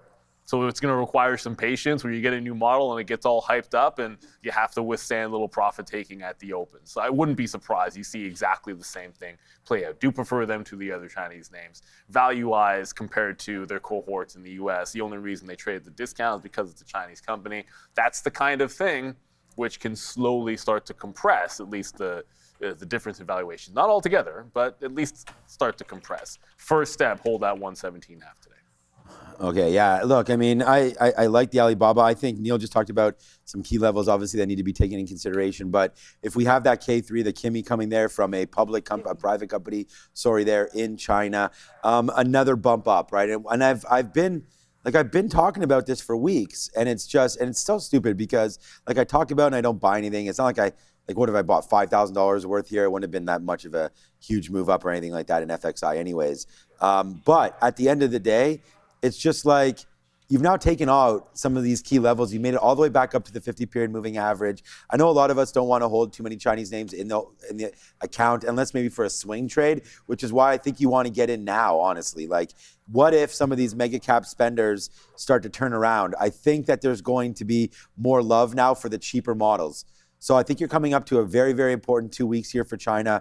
Like, if we start seeing Meta cut back a little bit, Microsoft cut back a little bit, then it is going to mean that some of these models that are being built on lesser GPUs with lesser infrastructure that seem to be just as effective. I mean, Sharif mentioned, messing around with a little bit on the weekend there. And I know that there's a free versus paid version.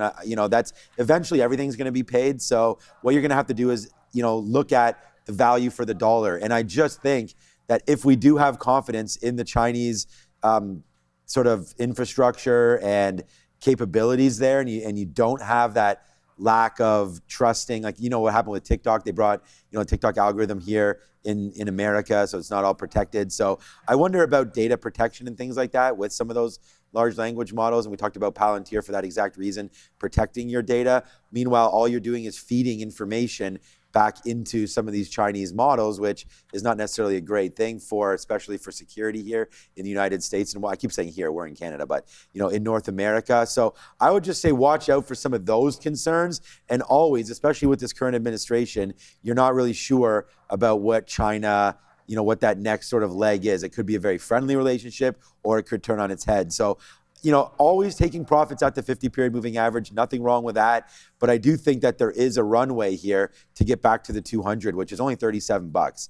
So you're not too far away from that. I would definitely think this is a sell area right around here if you get an opportunity. But if you've taken this from low 30s to mid to high 30s, you've done pretty good there. So watch out for ringing the register here on China. And again, a little less volatile, right? This is not the Kospi or anything like that. A little less volatile here with some of the Chinese names. I think you can get involved with BABA first and then FXI if you wanted to get the whole bunch. But hey, there's only 3 minutes left. Like, we are definitely running short on time here. On the imbalances, nothing really too much of interest. Nvidia with a slight buy. You're seeing a little bit of an uptick there in Nvidia as we see that name. We see AMC with a buy. That's not doing anything.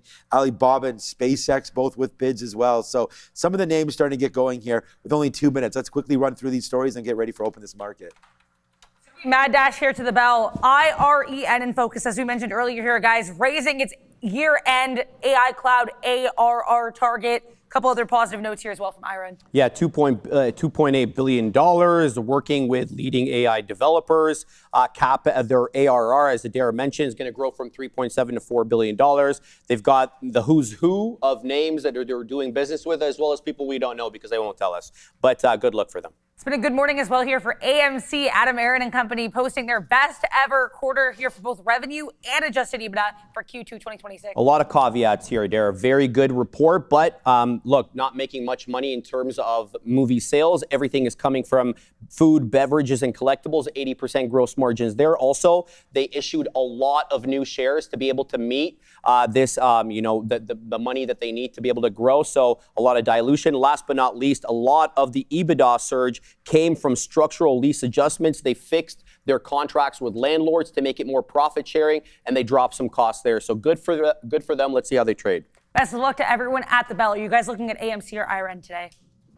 Yeah, well, you got to look at it. I think as long as the volume is there for AMC, it can be interesting. It's just underneath the VWAP. It just lost it a few minutes ago, so that would be a heck of a lot nicer if it can hold that 225 level. Outside of that, 210 would be the next support for them. As Sean mentioned, there wasn't much on the imbalance locator, but you do at least have AMC. In here, very, very small buy. You need more than 600,000 to be big. iBit with a small sell, 200,000. You got Archer at 200,000 buy side. Netflix with a 200,000 sell. Alibaba with a couple 100,000 to said buy side as well. So Baba kind of moving a little bit higher on that note. We do have AMD and Google, both those names moving higher, although giving back some of the gains on new chip news, or deal with Anthropic and new chip for Alphabet, taking them higher. As we get to the opening bell for the first time this week, big earnings brought to you by VinFast, as ticker VFS. Want to thank them for sponsoring the opening bells. We get this Monday started. I think the first trade we might get is, thank you to everybody for watching. And make sure you do get into that chat, man. Hit the like, hit the subscribe. Thank you to everybody watching on TikTok, everybody watching everywhere. We say a big what's up to Trader Forever, Mike Peter Ryder, and everybody else. All right, looking for 3620s or so here for iBit. I thought this might have been one of the first names that could pop in, but it looks like it's going to be SpaceX right now. And SpaceX, again, is not... Again, I repeat, I've already bought shorts on this name, so we're fine on that one. It's not something I want to sit here and, take against me. This 123, I really want to see a level come through of 123. And it looks like, wow, man, SpaceX just went from positive couple points down to red right now from 126 open. Just touched 123.75 down there, now popping back up $1. So SpaceX losing its way just a little bit here early. And then I look over on my other screen and SK Hynix losing the bid as well. That was 164 down to 160. So all these names like that, this is a buy zone for me right now, but it's only a minute in. So I don't want to do that. And even if I put on like smaller shares, it's like it's not worth taking a hit right off the first couple minutes. Let it settle down. But it looks like it just does a huge bounce there. Wow, monster bounce, as I just say. Again, even if you take whatever, small amount of shares, you can make $1 on it, start your day off right. But at the end of the day, we're going to have to give it a minute. But SK Hynix grabbing some of my interest right now down near 160 as that stock starting to go. And we'll keep an eye for anything. This stock halted, but no volume again. LBJGJ. Oh, this is a good one here. SkyQ was a name that we've seen before. Perennial runner there, just broke out right now as well. 476 there on halt. So watch out for Sky Quarry right there on a circuit breaker right off the jump there. And by the way, SK Hynix, Neil, just lost 160. So, yeah, now that it's good, this name's starting to bleed. DRAM's not really bleeding that much though. So I don't know if SK Hynix gets deep into the 150s and DRAM isn't really getting into that 52 support I like, might have to look for a different level. So it's 53.25, but as the market goes higher, by the way, because I know we're looking at, you just said SpaceX and SK Hynix and all that good stuff, but the Nasdaq's actually going up. So obviously you're getting a little bit of strength coming into the market, despite the fact that most of what I'm looking at is going downside. So I'm looking DRAM, Alibaba looks like we're not going to be able to. falling back. Yeah, Alibaba's not moving, so patience required on Baba as well. It's literally 40-cent range on Alibaba as we speak. That's about as big of a nothing burger open as possible. So I don't want to get wrapped into the whole forcing of anything. Like if this isn't going to test, here we go. Now it's starting to test lower. So 117.5 was the level we like. That we can at least look to wait for. A name that we didn't talk about at all, I know for sure. Apple is losing the bid. So even though the market's going higher in the NASDAQ, you are seeing at least this Mag 7 look a little bit weak. Even Robinhood. Like Robinhood's starting to pull back in. That 99 on Robinhood could at least be coming. All right, I'm just going to put out a quick stop. We have our first trade of the day. Alphabet is absolutely ripping, by the way. right now. We can have a look at Alphabet. I'm just going to take it into this. Nice move up right here in the market. We're just going to talk about the 730 level on the TQs. And hey, look, man, if the NASDAQ, as Neil said, I mean, we're off to the races here. We do not want to hold something for very long in this space, right? If this NASDAQ takes it out, which it's doing right now, then we could just punch out a quick hitter here if it does fail for us on the NASDAQ. And if we can get a pullback right to where we started the day, and then we could, get a little bit of a better feel for it, then we'll try that one, right? But we're just going to try to risk right here, just over a dime to the upside, breaking through. That's 70. I mean, this level is right where we're at, so we're just giving it a little bit higher. So, just like I said, about a dime and a half or so upside here on the NASDAQ, as there it starts to go. So light trade early here, but yeah, it's Google. We'll see what happens here. It looks like it is going to break higher, which is fine. We just thought that there was an opportunity there. It looks like there's not. But here it is right here. It's Google, man, up nicely, up $4 right there, right away off the open. So as the NASDAQ looks like it wants to go higher, we do have names like AMD that I saw was pulling back, I thought. Yeah, a little bit, 525 into 510. So that might have been some DRAM strength now coming in as we're seeing a little bit of, I guess exuberance. Yeah, well, I was gonna say sort of like acceleration off the 200 period, but yeah, maybe some buyer exuberance back into the NASDAQ right now. Other than that, man, I mean, SpaceX is back to 125. There he goes. So we just got taken out at 05. Whatever, man. I told you, you're giving about 15 cents. So that's first mark on the futures. Not good. I always like to take that just in case that was a huge move higher and a little bit of a fade back. We did have a good level to try to take it off of. So again, pretty light amount of shares, easy trade there. Obviously, it didn't work out, but we try to trade the futures there to the short side. No good on that one, as I'm my eyes still looking up for some levels to break, but it looks like right now everything's still kind of calm here off the open. Yeah, outside of BABA maybe getting to a level, and nothing else is really there yet, except I just saw AMC lose VWAP. This might just end up being a sell the new short if we lose VWAP early on AMC. Like we've seen so many times, if nothing else is setting up, the whole small cap gapper that loses the volume weighted average price could be it. So this close on the 3-minute is very likely to close under VWAP. I would jump short if I could in the low 20s. We have locates at real. Oh, wait a minute. I thought we did. Okay, apparently we do not have free locates on AMC. I would swear I checked. Let's go back to the desk to Adara. I'm going to go pay for them.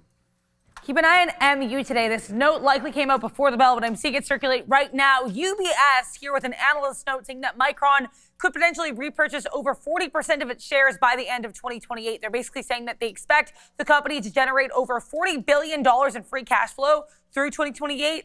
But once that buyback restriction expires in December 9th, 2026, they could use all this cash to repurchase over 40% of their shares. So interesting look here for MU, currently hanging out near session highs. I mean, the session's pretty young still, but SanDisk also popping here at the open. Another memory name here, SK Hynix totally doing its own thing. So keep an eye on Micron, some of these other US memory plays. I was, I was here. I mean, here's Micron right here. Yeah, good news there. Wow. I mean, this was a name that, again, I almost put in, like it was going to be one of those names that we liked for our sort of our next quarter trade here. But Micron, look, if you're going to buy back shares, I mean, that's great. I mean, you don't know what to do with your money except for give it back to shareholders. That's fine. So what you're doing there is shrinking the float, right, by buying it back. So it's, complete opposite of raising capital and all that kind of stuff. So yeah, great job there for Micron. Looks like the demand is going to still be there. And like I said, this week coming for Intel, obviously very, very important here. SkyQ just opened back up. This could be one of those runners for sure, as it's just early days on SkyQ, breaking right there above 440. So we could wait to see what this name wants to do here. You could give it, I might just give it a little bit of a run here on SkyQ just to wait to see what winds up happening there against that 440 level. I mean, that's where we went through, we halted. Looks like it was a decent spot right there on the break. That's $4. And then up here is $4.12. So we're just going to give it a little bit of a shot here. And just looking at the daily chart, that was, 4.4. So we wicked up here before 440 and change. So let's go try to see if we can get a little bit of profit here. We're long at 61s. We'll just give it back down. Watch, very, very simple. This shouldn't be a halt band yet. Just down 30 cents. So we'll put a stop there if it breaks that 40 level. Let's hold on to some SkyQ and see if it gets a little higher here throughout the day. But yeah, that's my second trade of the day. First one here, and that's a good thing that we got out of that is the NASDAQ right now. Wow. Still yeah, good sort of follow-up day from Friday where we battled all the way back upside. And then before I got distracted with SkyQ, I wanted to go to Apple because I think there's going to be a short around here. Apple's been getting hit just a little bit over the last couple days. I just think that the money going back in, like they raised a little bit of money on Micron and all that kind of stuff, watched Apple go back up there to the upside, and now you're starting to buy back some of those shares that have been beat up. So maybe Apple's turn to sort of reverse a little bit back down in. So we'll wait to see if I can get some Apple around 332.50. David Yang, feeling sorry. Thank you for the super chat, first of all, but you're feeling sorry for people who panicked last week. Well, I mean, Don't feel too bad. We are 8 minutes into Monday's session, so I think a lot has to be determined, but yeah, to each their own. We have a lot of earnings to get through this week that'll probably determine a little bit more about how the market's doing relative outside of the first 10 minutes today. But yeah, are you going to be happy the markets go up? I'm going to be happy the markets go up for sure. The only thing I'm in is AMC. Like, this is a first for the morning show. It's 9:39. It's like AMC and SkyQ are like the two names that we're in right now. We're always in these two names. Well, I mean, they're probably the most commonly traded commonly traded two names in our history here, SkyQ and AMC. But with the market blasting, at least now, DRAM's trying to pull back.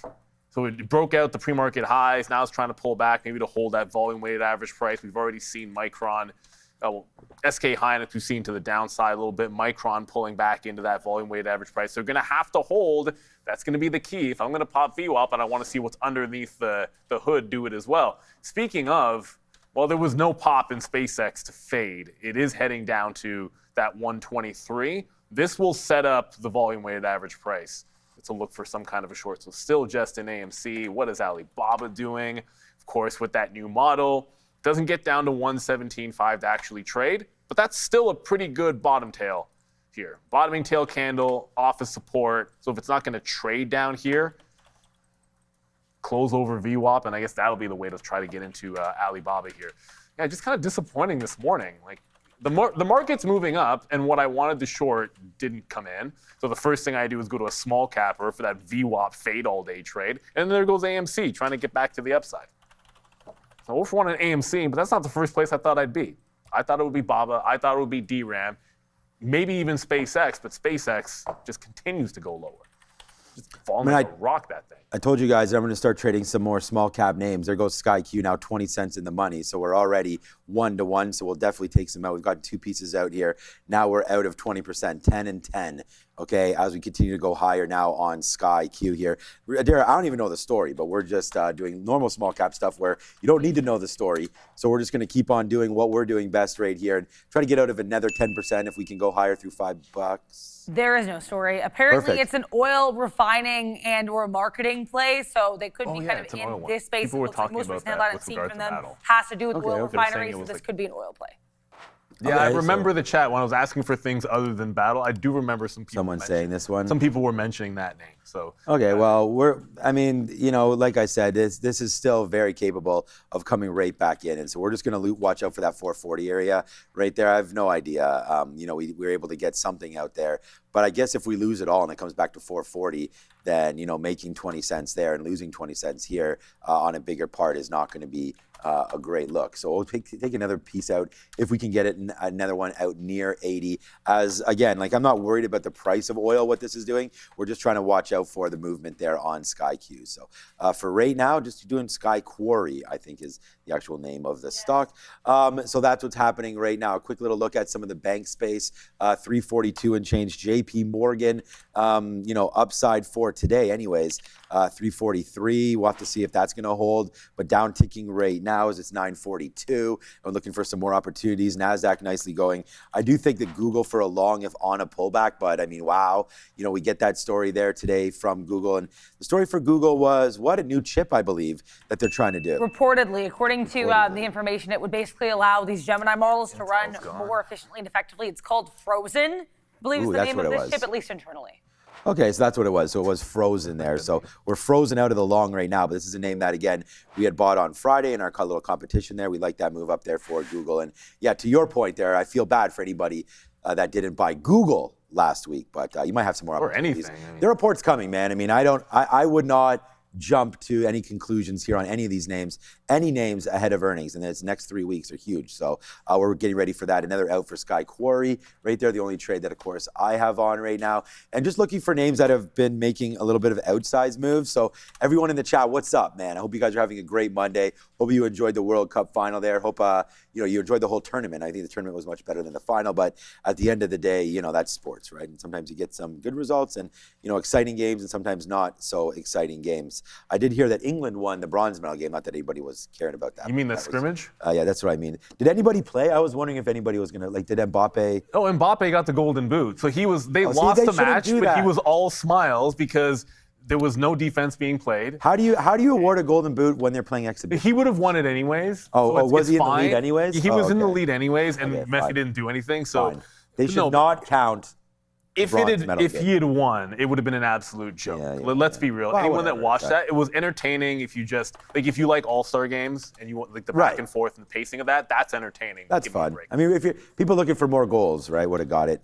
Well, England could have started Jude and just let him score 5 goals and try to get the golden boot, but they didn't do that. This is what I'm saying. They put him on. Him and Kane were on the bench. They should. Oh, Harry Kane didn't even. There would be a lot of players that wouldn't play. And by the way, did they ever come off the bench or no? Here's why I'm upset about England.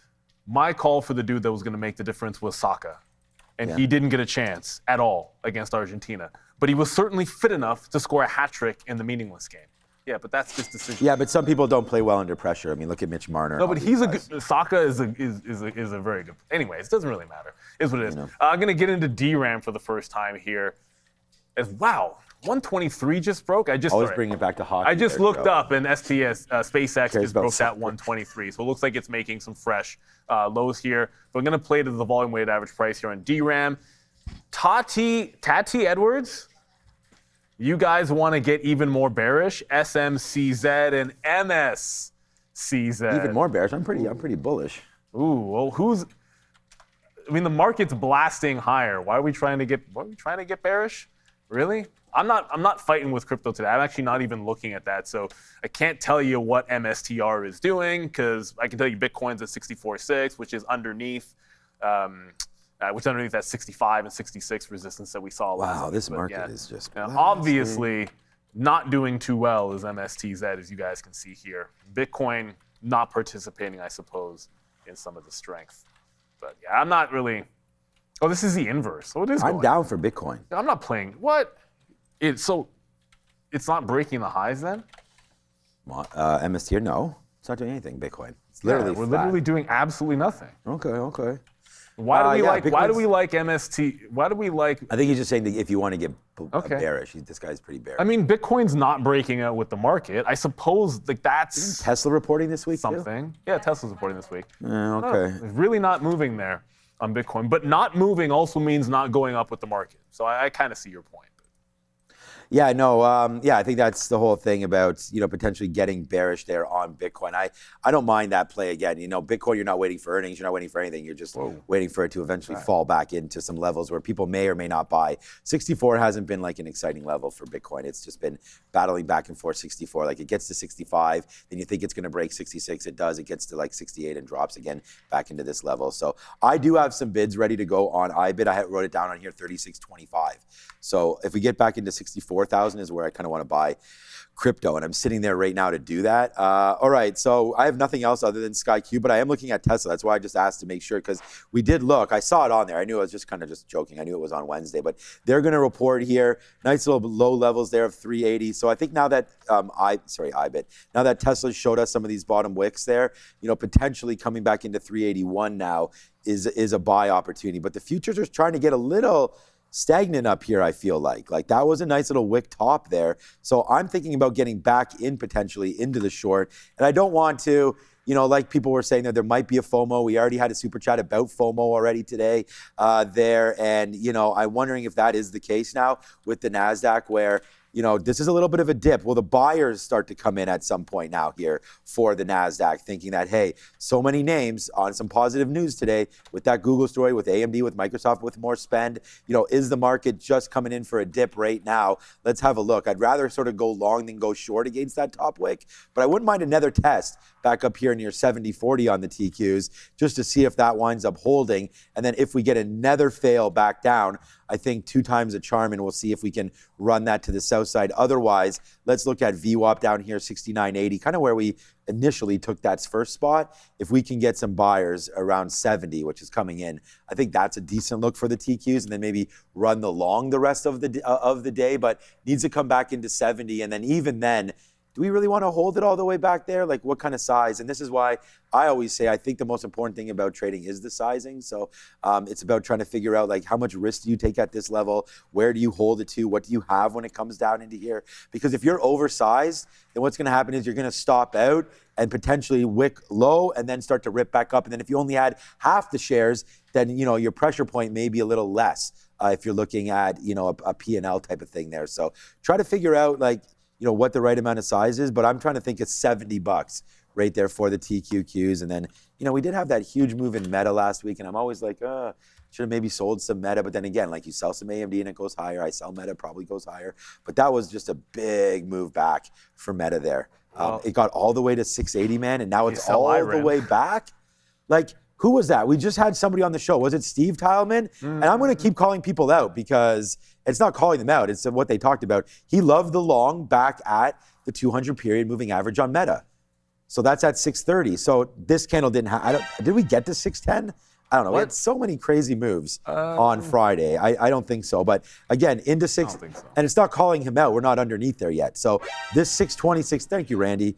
This 640 area into 630, I kind of like those levels there for Meta. Yeah, that's a false candle. That's a false candle. Okay, it's a bad dark pool print. Okay, so we didn't get down there. I mean, Neil, if we honestly went from we didn't. It was down to 26 was a low. That would have been 10%. But exactly. The way the market was moving on the weekend, it made me look. I'm like, what the heck? Meta was down that low. Yeah, we exactly. missed it. I wasn't too sure. That would have freaked me out about that either. Hey, what's up, Randy? Oh, shoot. Right now, Tesla earnings on Wednesday. True. Yeah. Okay. Not false. Okay, that's good. Rivian. Yeah, you're always about Rivian these days. Eh? Rivian up to 7. You know what's bigger than Rivian lately? No, Lucid. Oh, Lucid's been bigger than everything. Dude, Lucid went from we might be going bankrupt to now tripling from the low. The greatest company in the world. That is a triple up from that low. Unbelievable. Right? That's the shorts that are getting destroyed. SpaceX. It's crazy. SpaceX at 122. SpaceX just tanked right through our 123 level. Not to interrupt there, Neil, but I know we're talking about the very famous stock Lucid. But SpaceX right now, a name that people are actually invested in, I think, right there, breaking down below there. Are we buying more at 120? Like, the last sort of bid I put in was 135. Man, that was a shitty in. And right now you're down to 1, like, really bad in. Now you're down 10% from that area there. Well, every in sucks. So yeah. There's been no good buys. But even just to think of 130, 135 didn't even think about holding. Let's be real. And then now it's all the way back down. And look at this chart there, Randy. Good thing you're not caught at the top over here like some people must be. 230 on day 2, Randy. 120 about a month later. So, yeah, not a great experience there for SpaceX shareholders, including myself. Downhill skiing. Yeah, if you're a big fan of the Alpine, this might be a good one there as well. But 122, we actually, what was the all-time low for SpaceX? Wasn't it around here? I think we just... This. Yeah, like literally 122, right here, right? Almost exactly. Oh, okay. Oh, yeah, right here. Yeah, 122. Okay, a little higher. Yeah, 122.12, and we just broke it a little bit. Yeah, this could be a bid now for SpaceX. I'm going to try it. I'm going long right now, 122.50. Let's give it a go. We're just going to give it against 121, whatever that low is today, 121.90. Let's give it against the low here and see if SpaceX can battle back. Yeah, I hope it does. I also hope Robinhood holds on to this double barrel bottom that we got. So this was at 99 we're looking at. There's a double bottom. It just held it now. So a breakthrough VWAP is one way. Another way is just hold this bottoming tail candle. But what I don't like is at the same time, here comes DRAM trying to lose that volume weighted average price. So I'm perched underneath the 54 1/3. And if we can't hold that, then we got to get out of Dodge on DRAM here. Thought this one could be like that all-day play. It can hold VWAP here, and then it's like an add above the volume weighted average price, but so far, not so good. The market almost giving, I don't want to say giving it all back, but that NASDAQ, which was breaking out, is right back to VWAP. So it did give the entirety of the opening move back. So it's not the fail. SpaceX just took out the very bottom again. What the heck, SpaceX? Oh. So you know what? I got Every single buy in SpaceX has been bad. You know what? It's hilarious. just wanna go that short now? Almost nobody. Haven't had a bullish day boy. sentiment thinking for the day trade, but I've still bought like 20% in my personal account for like what I think is going to be a long-term position. I know it's going to be a long-term position. has no choice but to be a long-term No, position. but that was the plan of action. No, for but all of us. I could have all of it at not the gigantically better price, but at least 5% better. At least, well, That what? crap adds 5%, up. man. It's down 5% today almost from its highs That's there. what I'm saying. Yeah. Unbelievable. We're all, everyone's out of the money now, 20, 30%. I mean, I don't see any reason how you can't be, really. You buy some at Elon's 170, you buy some more at 135. You're down, like the average price right now of 150 is about what I have. So, you know, I'm down $30 on 150 right now. So Elon's just fine, though. Elon's just fine. This stock company can go to zero, and Elon is just fine. Yeah, there goes SpaceX right up. Maybe not zero, but I'm just gonna flip it up, and shout out to Easy Peasy, man. This guy I was talking about made about $5 billion last week, trading some sort of a Katina reversion strategy he was talking about. So let's see if we could do it ourselves now, or if we wind up getting stopped out. So I'm going to try to give this, honestly, I want to try to give it a little bit of room just because of the back and forth nature of it. Like, to get stopped out here for like 40 cents, it's a tough one. And there's way more than 40 cents worth of a move here on SpaceX. So to trade it like, back and forth like that, I'm not sure that that's going to be completely right. So let's try to give this back to like a 124, like really where the breaking started. And I had written down here that we liked 123 long. So it's just, a little bit off-putting here today with SpaceX. So let's just give it a little bit of a ride here. If it can come up to 123, I think that's a little bit of a better sell. So let's just be patient with it. Now we only have a quarter of a unit, so it's pretty small. We only had half a unit the first time that we lost, so we're putting a little bit of money back into this name. Let's give it up to 122.50, and then we'll see if we can get it like a little bit of a spike up to there, right into here, kind of where we got stopped. Well, we got stopped out on basically the 50 break. So if it can come back up there, let's average it in. Then we'll wait to see what some of these magical lines mean later on during the day. All right. Well, honestly, man, I'm already out of 40% of this. We just got a nice one there on Sky Q. So Sky Quarry here. I am your small cap trader here. And no, just joking. That's a midday, guys. But right here, we take it right here. And we watched VEE last week. We made some great calls in it. I didn't take it and just left it for Joe and Sharif. But right here on Sky Quarry, I don't have a problem taking some of these. It's a nice breakout right from there. So I think we got it right off the halt on the way down in. So, give us some, little bit of a cushion here to see what winds up happening with Sky Quarry. And I think another out is due, right? I mean, we just bounced off of 80 again. So let's put another offer right here, get out. We can maybe hold half for the bigger move and try to play with house money. Playing with house money is a good idea for some of these small cap names because you never know where they're going to go or how far they're going to go against you. So if you can get out for flat and then try to ride with the house, I think that's a decent strategy for here. Yeah, it's usually a good way to go. It's so weird that the market pulls back and SK Hynix catches a bid at the same moment. So this is actually coming back higher. I might have got the worst. We'll see about that out on DRAM when SK Hynix makes it a little bit higher. But we did take it out underneath VWAP. There's the break of a high. There's a VWAP hold. But it's starting to lose VWAP again. That was probably the right decision. Not a green candle since that start. And it's still looking incredibly weak. So if SK Hynix doesn't participate, then I don't think DRAM's going to do too well. You just said Apple's going down. Well, it's like this was the one name that I actually wanted, and I just missed it because I looked at it too late. Like, I'm still sitting there. I mean, my offers are still there, man. They're still at 332, but it happened too late. It looks like that was 9:34. Let me see what time I put my orders out at.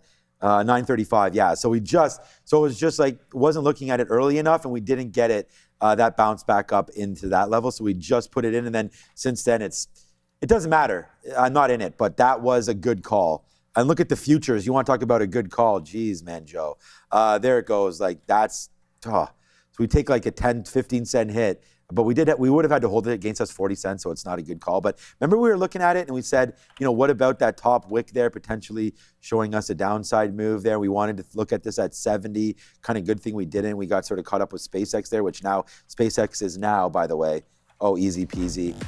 Can't wait to see what your super chat potentially looks like here today. Because if you did the Katina reversion play here, oh boy, there it is, man. Downside pressure now for SpaceX as, we're trying to make it all back here. Now it's $1 in. Well, hopefully $1 in if we break through 121. But there's the short right there for SpaceX. So we messed around with the long, then we flipped it up on its head, and now we gone short on that one. So we'll see. There's SpaceX losing the bid right now down to 121. We're short the name, and it's kind of a good thing that we did hit that reverse there. The Uno reverse card was laid for SpaceX. Put another bid right here. Why not? We just take an 04 there.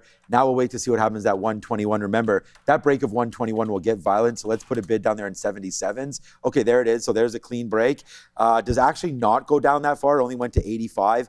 I'm at 77. We'll see if we get another bid, and then we'll still be in like 70% of this. So far so good here as we wait to see sort of the outcome of this SpaceX trade. Yeah, SpaceX is going to hit that 120. Yeah. And there's probably going to be a bit of a wall there. The only thing holding up really well, I suppose, would be Iran, 16% to the upside. Shout out to them on the watch list today. I'm so glad we got away from DRAM and then did not try to go back long again. That is continuing to fall like an absolute rock. I've reoffered over on our good friend AMC, which is back underneath VWAP. But Alibaba is holding up. So this is one of the only things that we like long, which is looking pretty solid. With the market pulling back, it's going sideways. Good luck. As long as it break of 119, I'm going to jump in and then just throw the stop under the prior bar. It's actually less than 50 cents risk if it takes the 119 level. So I'm going to throw that order out there so we can try to grab it. That's one of the names that we thought this morning would be a little bit more active, but don't worry. Chinese ADRs, they don't have to move with the North American markets. Robinhood still... yeah, it's right at that 99 level and losing contain. So it's still losing that bid as Robinhood. I don't see any reason to be in this one at all. Not going to fight it. And one more. All right, here it is. I didn't have these guys on the list, but if you break the trend and lose VWAP and the market's going red, I'm still bearish in SLV. And I'm bearish in this thing until proven otherwise. Like the daily chart speaks for itself for silver. So breaking down, we're going to take this one short, give it to the top of the market, and we're going to go to Adara. It's already 10 o'clock. Oh, wow, good. What's happening now, Adara? Yeah, what the hell is happening? Because I fight a snake. First, we have a pretty small potatoes economic data print. In a couple seconds here, we're going to get the leading index change month over month for June. Negative 0.1% is the forecast. Positive 0.1% was the prior print. Again, this is not a massive number. We don't have a ton of massive numbers this week, so it's pretty much par for the course of what to expect this week.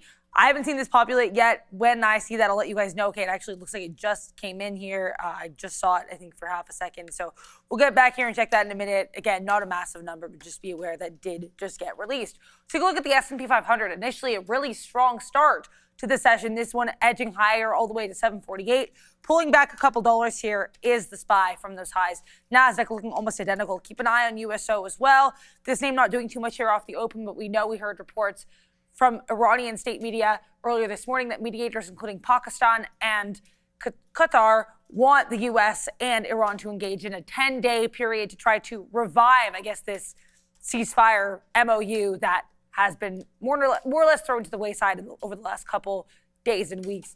GOGL in focus. Google this morning, as we've mentioned a couple times now, reportedly planning this new chip they're calling Frozen that will help it run its AI models more efficiently. Specifically, of course, its Gemini models. This is according to the information, no confirmation yet. IREN also in focus here with a pre-market announcement, raising its year-end AI annual run rate revenue here. That target is going from $3.7 billion to over $4 billion, also announcing a big contract value. Let's see if we have any update here on this number that did not populate. That was going to be the CB leading index month over month. Nothing here yet. Again, nothing massive. Okay, negative 0.2%. So a little bit lower than we were expecting here. Again, the forecast here, negative 0.1%.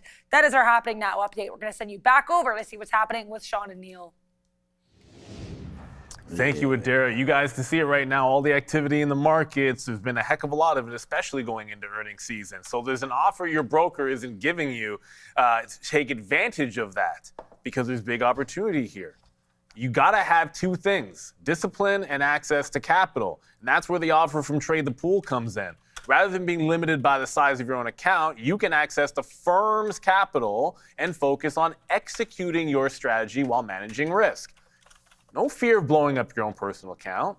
No moving your stop loss early because you're worried about your own savings. That's called limited risk trading. So if you want to take advantage of the volatility in today's markets without risking your own capital, visit tradethepool.com. Scan the QR code you see out in front of you. Want to thank them for sponsoring part of the show. Want to thank Mitch for coming on. We had him last week. Of course, Steve Talman, friends from Trade the Pool as well. As this market heads back into the downside, we got a super chat from Random Oddities regarding SK Hynix. Of course, well, you guys can see it's 000660 over there in the Kospi. Something to look at the open was red, but SKHY was green in U.S. pre-market, but flushed at the open. Now there is a bit of an arb trade that does happen between the two. So understand that when you have that dynamic going on, in the short term, it doesn't always have to follow. But it's not, if you already have a bias in one direction and you can sort of play that angle, it's not a bad way to look at things, but just understand there is a bit of an arb trade.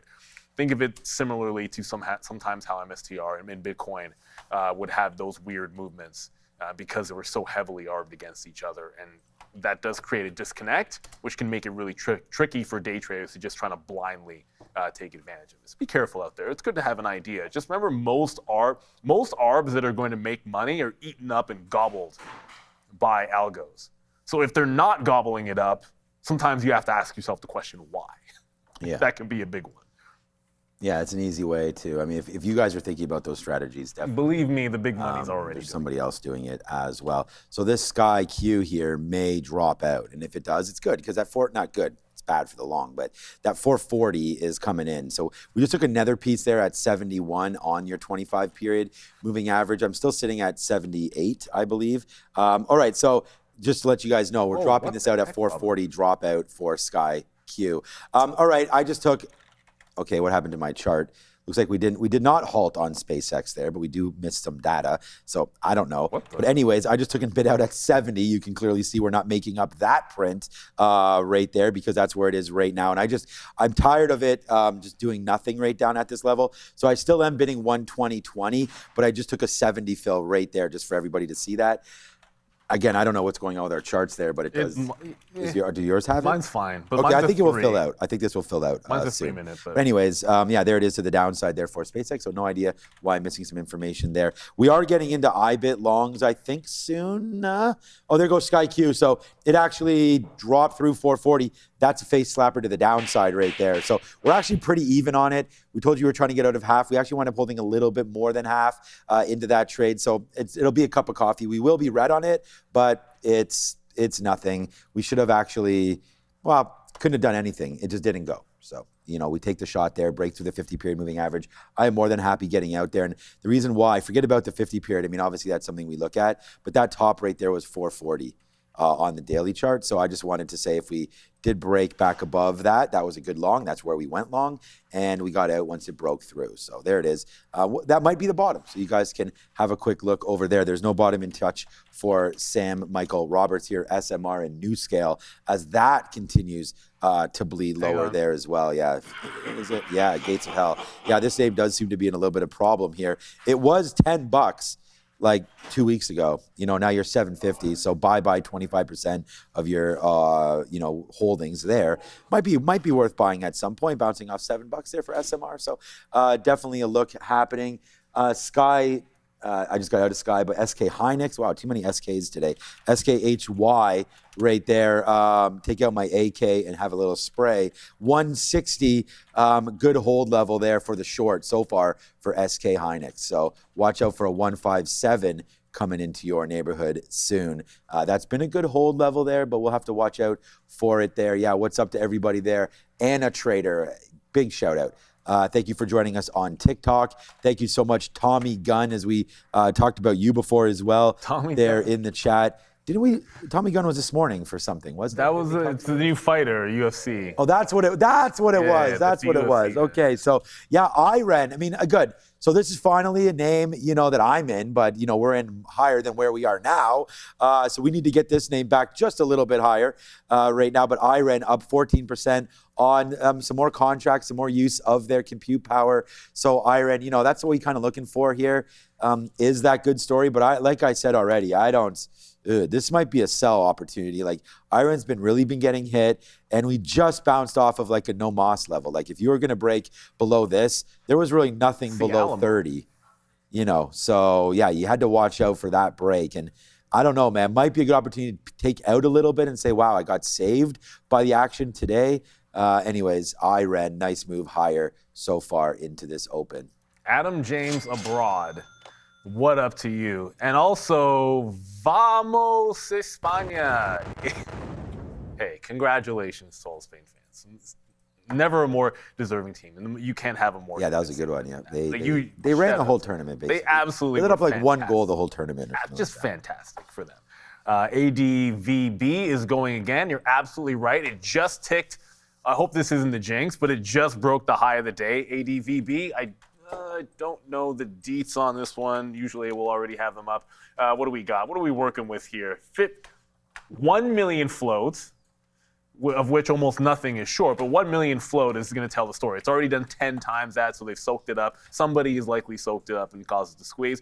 This is one of those reverse split mavens, and there's been a bunch of selling in here. So anyone that does the reverse split strategy, if there's a hedge or anybody that does that on this stock, there's room, but just look at all of the resistance underneath $9, specifically the $8 level for ADVB. That would explain why you're already running into, a bit of a double top of sorts. So the new thing we got into with the market looking red is SLV on a bit of a trend break. I don't know if we're going to, was offering 51.5, we were giving it to 6. I don't know if that's going to fill, so we might have to move this into the volume-weighted average price. Still thinking Robinhood. Yeah, Robinhood did hold that 99 so clean. It's held the 99 clean. I don't know if we get a chance 99 again. Might just have to look at this holding 100 and breaking out to the top. Robinhood got an upgrade. It was just an upgrade for Robinhood. There was no other story as to why they were in play this morning, for sure. And Tisha Perkins as well. This is a pretty popular stock, this ADVB.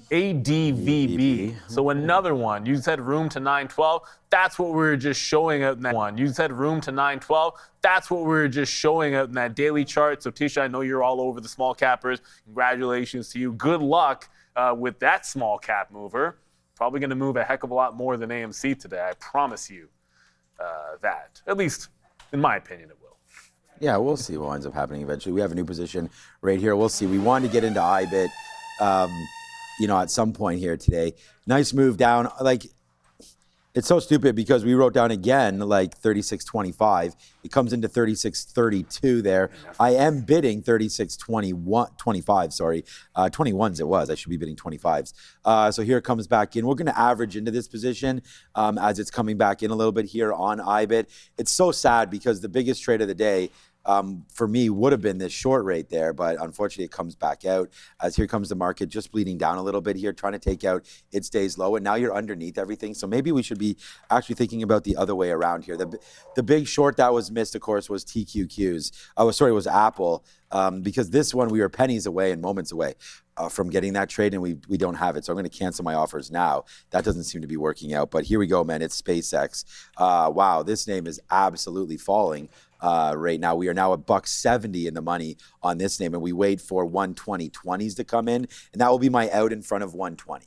I'm not going to take another out. Like, we got a couple outs here in front of 121. We got like a 121.50. Then we got 121 flat. Then because it was bouncing around, we got a couple fills in the 70s there. And now we're waiting for just 10 more cents lower. Oh, did we get that fill? No, we didn't. So we're going to wait for 10 cents lower and take a 120.20 fill. And then after that, man, we'll just watch it break through 120 and maybe even punch more short on a 120 break, to the downside. I don't even think that that's a trade that we need to be too afraid of. So right now it looks like SpaceX is definitely losing that bit, and it's only down 3%. Like, it could be down a hell of a lot more. So let's be careful with it. I heard Joe, like, nice one, but I heard Joe laughing over there. You excited about SpaceX going down, Joe? That's crazy. Yeah, he's short with me here. I mean, I'm excited for it going down too, but in the long-term portfolio, I think we're all it's obviously not that exciting for me. I'm probably in. I know I'm in. I'm 170 and I'm 135, basically the same amount of shares. Left brain, both. right brain, right? Yeah, sort of. Trading, I mean, I don't. And there's investing. I'm not a smart enough trader. I hopefully for investing, I can make some good trades. But yeah, for trading here, I'm just going to go short this name, and we'll see if we can get a downside play right now on SpaceX. We are going to go over to Joe in a minute. The market's not red yet. Already down 25% in the amount that I bought already in it, right? Yeah, so we're all down. Yeah, exactly. Like you said, there's been no real good buy, but I'm thinking that this thing can go to $100, so we just grab a little bit more down there. So it's certainly possible. Yeah. Look, it's absolutely. Forget about the 7. I think the first price target that anybody came out with worked out to. I think it would have been more of a price into the 80s, like the high 80s or something like that on day one. But I hit the market red, not because the NASDAQ or the ES have gone red yet, but mostly because we just lost VWAP on both of them. So the uptrend that we were just in on the NQ, bye-bye, same thing with the ES. So I think we're kind of still headed into the downside. I thought maybe I took another leg out on the way to the gap fill for SLV. Same thing, like VWAP, looking for it to close the gap on a continuation. But if you look over it, like Robinhood was doing so well. It really was. For a minute, it was looking pretty good. We're trying to close above VWAP. Now it's back underneath $100. So yeah, wait for the double bottom at 99, or it needs to regain 100 and take out that top at 100.5. One of the other names, which is barely holding on. I mean, the bad news for Alibaba is it's really not doing anything despite this gap up and the new model that we're supposedly all excited about. But it hasn't broken the low yet. So there's still the chance that Alibaba gives me this breakout trade. The order's not in right now because we're threatening the low, but this is at least holding up better than a lot of the other stuff that I'm watching. But I still like Alibaba for a breakout. But the thing about a breakout trade is if it doesn't get through the level, then you don't actually take the trade. So we're still going to have to be patient with it. So hold on to one short there and see what else we can find. Because there isn't a lot that's looking incredibly bullish. I mean, Alphabet, that's about it. Like 3.5 points. I think they're holding us up right now.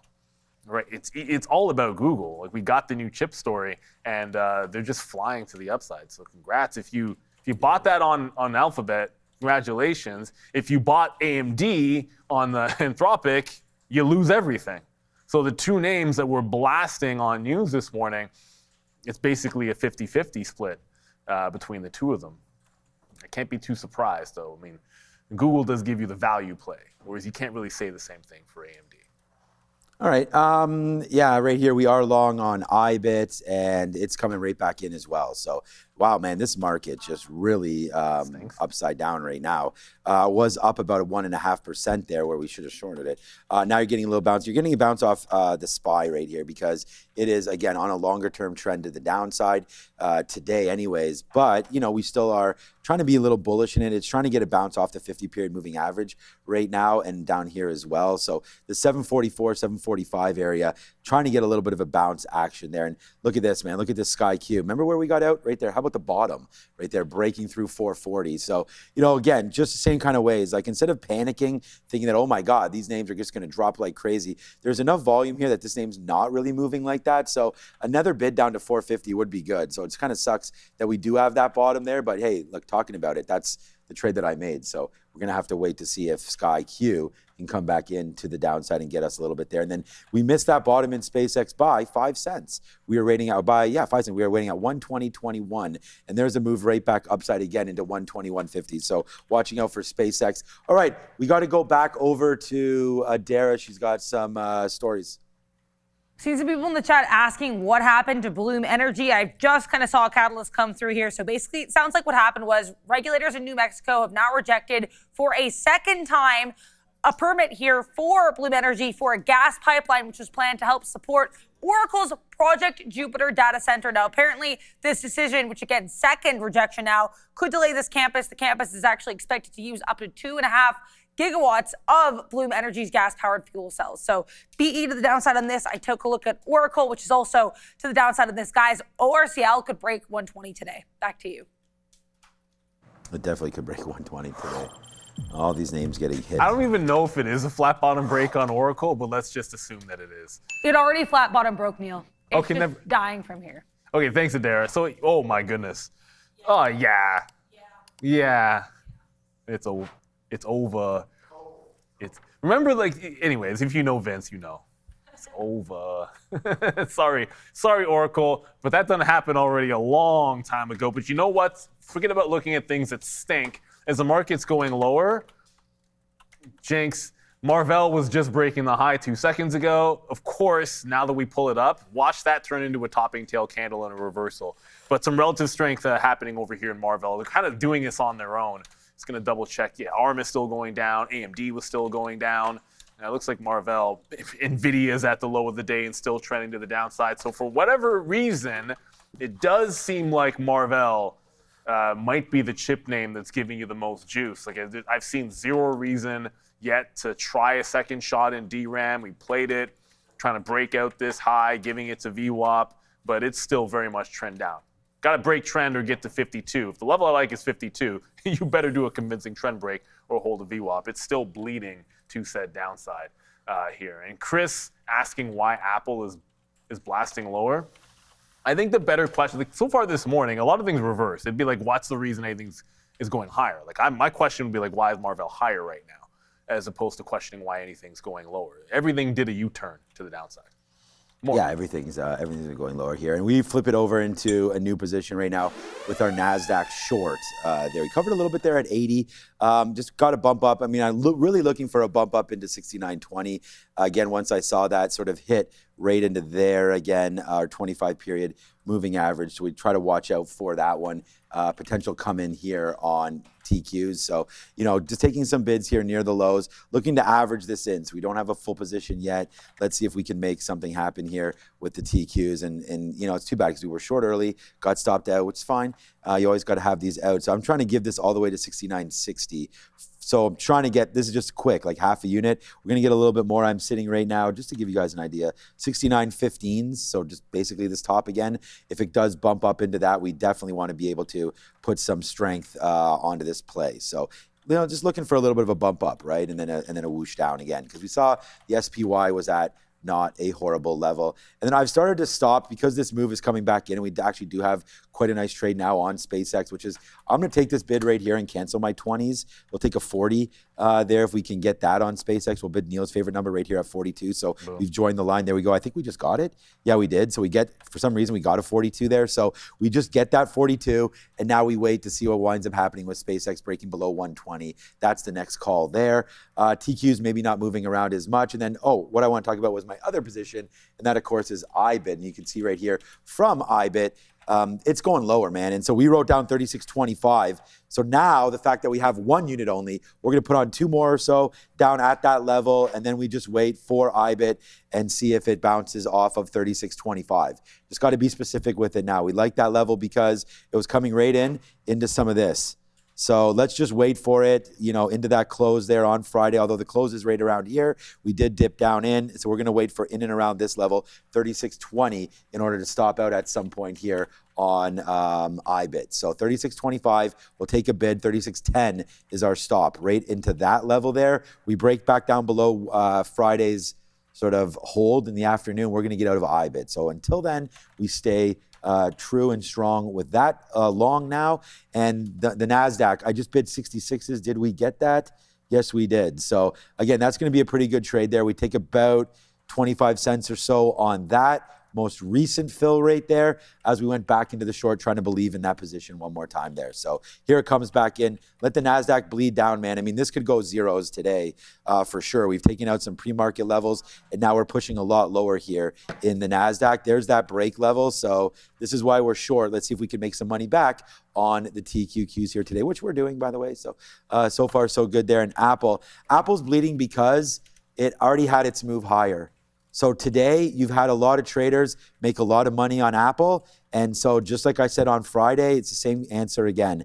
There's traders that are coming in and saying, I'm going to take some of this money out of Apple because we're long down here, 280, 290, 300, whatever. And it's been a nice 10, 20, 30% move higher, depending on where you're in.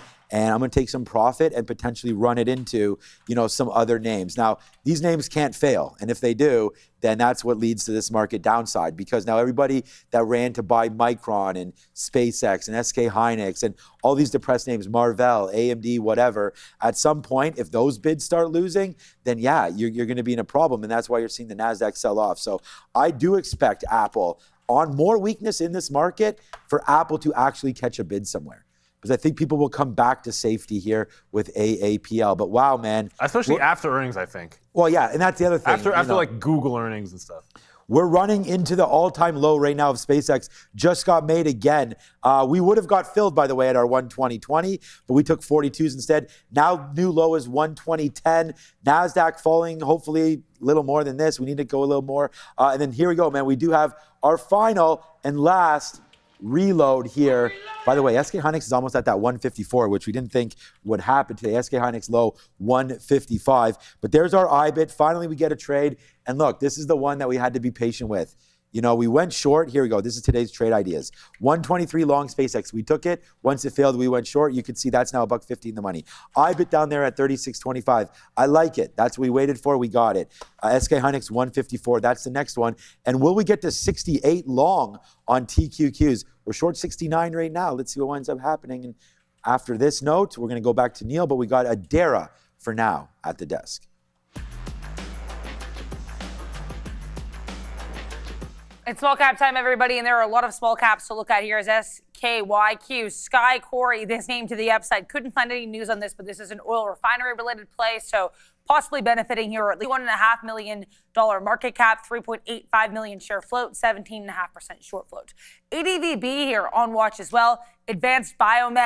ADVB here on watch as well. Advanced Biomed. This one did have a catalyst as well. The window on this unfortunately dropped, but yeah, it looks like apparently there was a $25 million equity purchase agreement that was dropped here or terminated. So that's the look here for ADBV. He's got a $12.5 million market cap. Neil was saying he saw a 1 million share float. I'm seeing a 560,000 share float. So either way, very small float here for ADVB. No real short float to speak of. AMC, last but not least, AMC Entertainment with a strong earnings report here for Q2 2026. Apparently it's best ever revenue and adjusted EBITDA for a quarter. I also want to mention here, guys, market cap on this is going to be a little bit larger, $1.92 billion. Got about a 6% short float for AMC. Back to you. Only 6% short float for AMC. That's actually probably higher, but yeah, like that's probably smaller than I thought. I thought it was like 8 or 9. Lucid, more short. Putting into the chat there that Lucid looked like it was making a bit of a top and broke this. This was an actual flat bottom break because the opening candle support and then another one here at 954. So once it broke short, giving it to about that, just above that volume weighted average price and the prior day high. Remember, there was that threatening, it wasn't threatening, there was that story alluding to them possibly seeking bankruptcy or strategic alternatives, and it has been squeezing ever since. But a bit of a double top, and then when it did the flat bottom break, want to play it back into the 7 level. Alibaba, do your thing if you can. I still am looking for the breakout on Alibaba. When the market made lows, it did not break the lows and is still holding on to a lot of strength, relatively speaking. So it's going to get back above VWAP. This is a bit of a trend break right here. Can always nibble and give it to VWAP. I don't want to take the 19 break and leave it till then. So if it closes above VWAP, finally, I'll take a shot there and give it to the 118.5. Bart is saying Hood is almost ready. Well, it's in the oven, and it's baking. It held 99. There's the consolidation. The break of the $0.50 hasn't happened yet on Robinhood. So all it has to do is nudge above the 100.5 level, and then we get our entry into Robinhood. This is required. Either you have it long right at 99, or you're looking for it to bust VWAP. The gap is $2 to the pre-market high. There's a lot of room to go, but see what happens? Every single time it gets up here, I'll zoom back in. Every time it gets up here above $100, finds the top and then fades back in. So I want it breaking out that 100.5, and then it gets a little bit spicier. Shout out to all in the chat with the $MRVL. Boom. I still don't know why, but we were pointing out this one for some relative strength this morning. I don't want to speculate, but obviously 198. You leave speculation out of it. 198 and still going higher. This is definitely one of the bigger pullbacks that you would see from the highs. So remember, percentage gains are a little bit skewed here. 5% is almost nothing off of the lows for Marvell. The same way as it's almost nothing off the lows for like an ARM or any of those. You got to keep that a little bit into perspective. Okay, here comes Robinhood through the top. We're going to go to Adara at the desk again. You guys just be aware here, MSFT on watch. This Kimmy here from Moonshot, this model is apparently now being tested, at least according to a report from The Information, by Microsoft. This report first came out about 10 minutes ago, seeing it circulate again more now. But basically, MSFT reportedly planning on testing the Kimmy K3 model for Copilot as they're adding the open weight model to Azure. Apparently, engineers over at Microsoft are going to be evaluating whether K3 is able to power features that currently use OpenAI and Anthropic models. So once again here, MSFT trying to move away from its OpenAI reliance, apparently moving towards Kimmy K3 instead. Back to you. I think that's just bound to happen, and more and more companies are going to have a look over there, as we talked about the cost of some of these models just becoming outsized there. But of course, if they do that, they're just kind of hurting their own business there, because they're looking at OpenAI too, right? So with that kind of investment coming through, man, oh man, that was a face slapper right there on IBIT. We're gonna pat ourselves on the back for this one as well, because that was 36.25, literally on the nose there. We put out the low of the day pretty much on our, we did, on the sticky note right there, and there it goes, straight upside. Love for our good friend, of course, today, IBIT on the downswing. You picked it up. Now you're back up to even where we averaged it in, but we put on so many more. I mean, I talked about it. We had about 1 unit there. We put on about 2.5. So now we bump up, and that's why our average price is what it is. And here we go, man. Nice move down in now. If we could take advantage of this TQQ move, that would be good. So we just did get an average in on this price, and we talked about wanting to sort of buy some of this, sell some of this strength. So, as we do that, let's buy some back as we come back into the 25 period moving average. Our average price now is just short here at 12s. It's not like it's a crazy price. I mean, we could get stopped out. We're still waiting for 69.60 all the way up to VWAP. Has this market, as Neil just said with Marvell, have we potentially caught a wee bit of a bid now? So what, Marvell just popped to new highs, I just heard? You just said it again. Okay, yeah, so there it goes again. So as Neil mentioned, there is some get up in some of these names. And we looked at AMD earlier. Interesting story there about Microsoft, obviously. They had a new story. They had a couple stories this AM, and one of them is buying some more AMD chips, and there it goes to the upside for AMD, and maybe they're testing Kimmy on that model right now. But Microsoft, I like this name, man. I talked about it on Friday. We added it to our portfolio challenge, and so far so good. Upside right now, just flat on the day though. But yeah, trying to hold some of those bids, and the real winner, I think, in all of this today, if you're looking at mega cap names, it's gonna be Google. Yeah, big move higher. We didn't look at Meta yet though. What is Meta? We did. Did we? Okay. Remember, because we saw that fake candle to 610. Oh yeah. Earlier on, yeah. So yeah, Meta down today 1%. So. 1% against the market. The market's now up 1%, and Meta down 0.6. So, all right, man, that Q short, that was cruising for us for a minute there. I thought we were going to break lower, and no, the market says, we're going the other way right now against you. So, looks like we'll take a little bit of profit out there. We're still holding pretty much the bag here on the TQs. So not that we mean to do this, but we're still waiting for VWAP.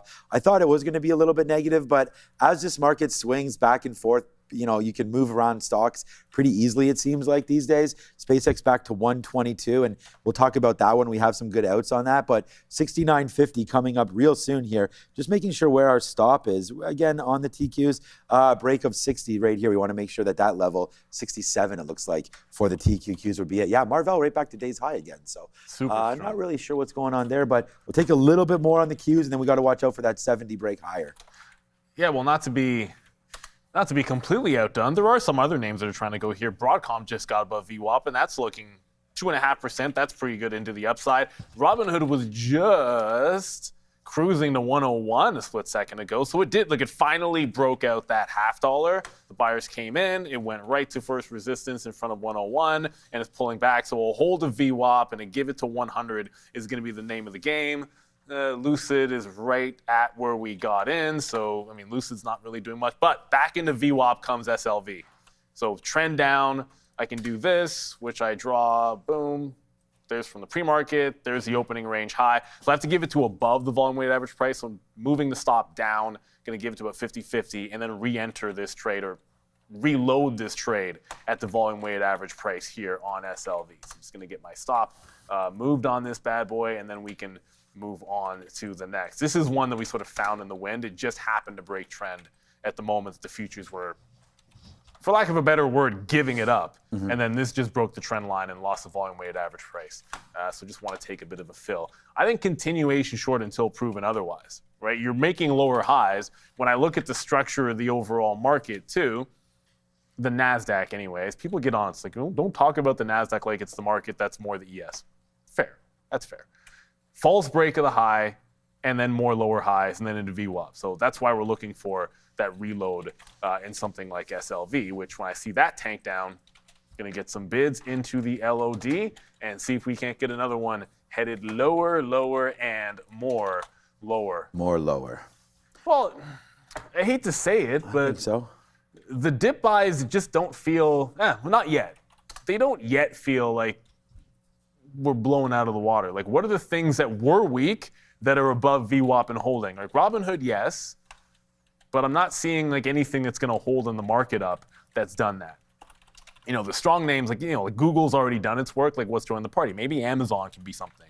Like Amazon, Meta, those would need to bring the Qs back up here. They're both just sort of teetering at VWAP, trying to make that next leg. So at least for now, I like to reload in anything that was relatively weak. And remember, everybody, when you're typing symbols in the chat, what I want you to do is make sure you use that dollar sign, right?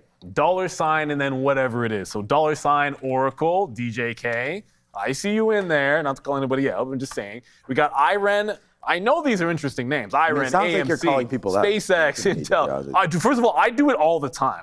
And rightfully so. I've said this before, and then people will call me, Neil, you just typed in a symbol and you didn't use it. It just allows the visualizer, and you can see it sometimes behind us as well, to let us know what the interesting names are. We're going to be in what we see as interesting, what's on our quote boards, what's on our watch lists, what we see as high volume leaders, 100%. But it's always good to see what you guys are interested in. Like ZYBT, 5th on the list. I haven't looked at it. I don't know what that is. I'm going to assume it's a small cap gapper that everyone's in love with.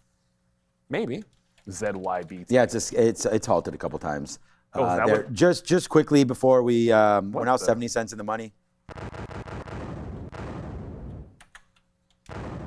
on SpaceX, so we take that 122.50.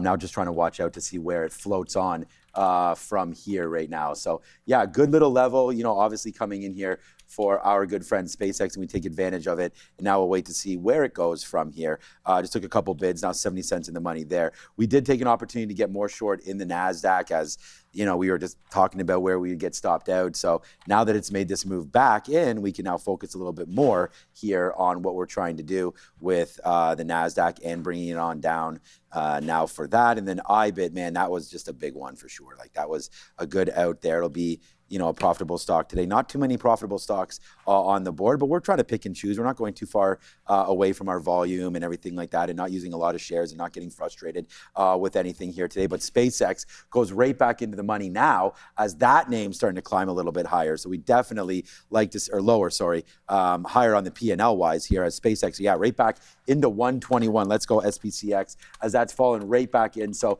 hey man, let's take advantage of that. Punch them out more at 139. That's $1 right there off the reload, but still trying to do some damage on the futures there as we go back to the futures. And of course, this is the TQs, so it's a triple levered NASDAQ there. So as it bleeds into 69, we take some more fills there. Let's hopefully have a move lower. We're still going to wait to get stopped out above this level. And if it happens, it happens, man. It's a play that I don't mind taking. So we're going to try that right here on the TQQs, and hopefully we get another leg lower. But yeah, we're short SpaceX, we're short the Qs, and we're long over here on IBIT. So yeah, that's kind of what I'm working with there today. Not much is hitting the scanners. There's that Goro again. This was a name that was delisted, but then Yeah, that should be gone. No, I think what they did was reverse split, I guess, there to the upside. So $1 back to 360, and this one now halted up 100. I thought it was deleted. Me too. Like when I saw that name, I didn't see much.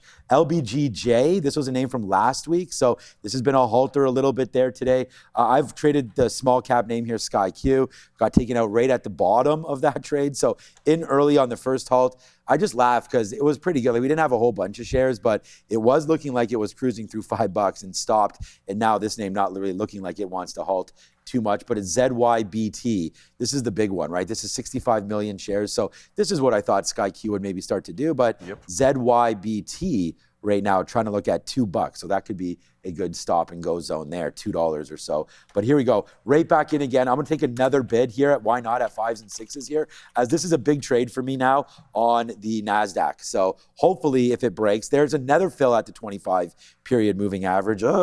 Was hoping for a bigger trade. Now we shouldn't jinx it. Let's see if it does get back down in. I'm bidding 69 flat. And also SpaceX right now, last time we were there, it was 85 cents in the money.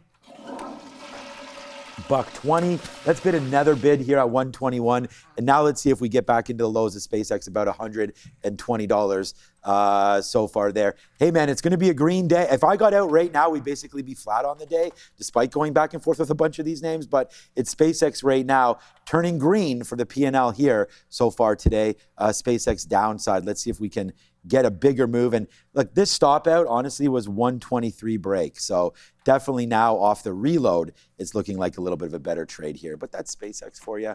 Oh, SK Hynix, we were looking at 154 on that name. What happened? Nah. Yeah, 155 low. So we missed that by $1. But that was a good level there for anybody that looked at it, now up $2. But yeah, not much going on here. I don't think really for SK Hynix today, other than downside. I mean, to try to catch a bid, like that would have been short-lived. That's 10 minutes, but and then it makes new lows. So I think right here, this might be a decent level. The first time we tested our 50-period moving average. But oh boy, man, we're doing some damage here on SpaceX, IBIT, and the TQs. For Gamecraft Nico, you're asking for the tap on BIYA. That is $8.70. So this one, another small capper, halted to the upside, 868. It's moving around a little bit here, but suffice to say, it's looking like it wants to open a little bit higher. Not terribly, but a little bit higher. Mike P. DeRider. I've known Sean. It's grade 10, grade 9, or grade 10, yeah, something like that. Probably grade 9. I feel like it was in high school. Yeah, but just like 10, 15 years ago. So you know. We were on the same basketball, well, midget boys basketball. So that would have been grade 10. That's great. So that we was in grade 10. ourselves the year before that. Yeah, that was in grade 10. Just very quickly, there's the wick out under VWAP for Robinhood. Robinhood's one of the longs I like today, so it gets back above VWAP. I'm right back into the hooded one and going to give it back to that 100 level again. It wicked it and got to like 99, 98, so I'm going to give it to just underneath that and a little bit more room. We're going right back up to the desk with Adara, Sector Watch.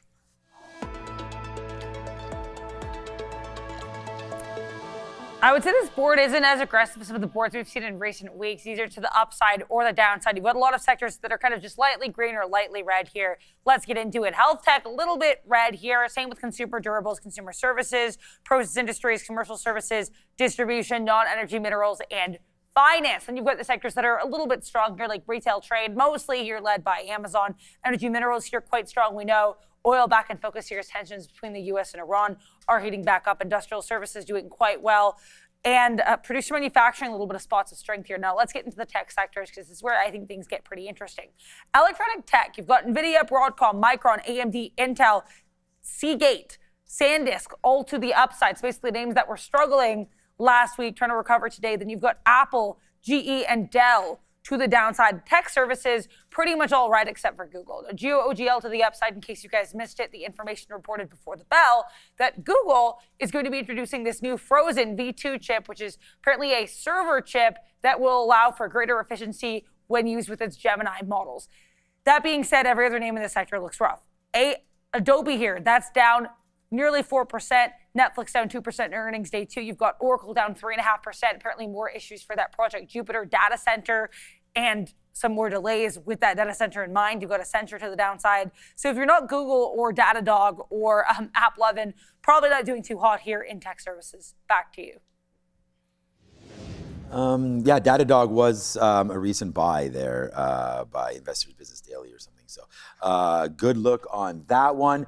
SpaceX made a move back upside, so that was some good covers down there at 121. The low it got was 120. I know I'm talking about the same names, but that is what it is. iBit trying to make a move back up. We're still waiting for that one. And then the TQ is doing its own thing. Uber. Okay, Uber, yeah. So Uber just coming up right now because it is trying to make a little bit of a run to the high side right now. It's still a POS in my opinion, but right back into those levels right now for Uber, 72 and change. We'll wait to see what's going on. I mean, I hope this name gets going. I'm long it, but it's not like this has been, if you this is just a joke that we always say, but if you scan that barcode, you get $5 off your next ride. But it's not doing anything right now, Uber. So I think there's much better spots to look at there than UBER. So watch out for Uber and potentially, where that name wants to go from here. Yeah, just really waiting for the TQs to do something. You guys want to talk about IonQ, Tesla, BE? Yeah, that story on BE, I mean, that's downside, right? Wasn't Bloom Energy a $300 and something stock not too long ago? Wow. Talk about a name. And this is the thing. Like, you guys can ask Sharif on the midday. I have no idea where he's in or where he's out or anything like that. But I know this was a name that he had taken.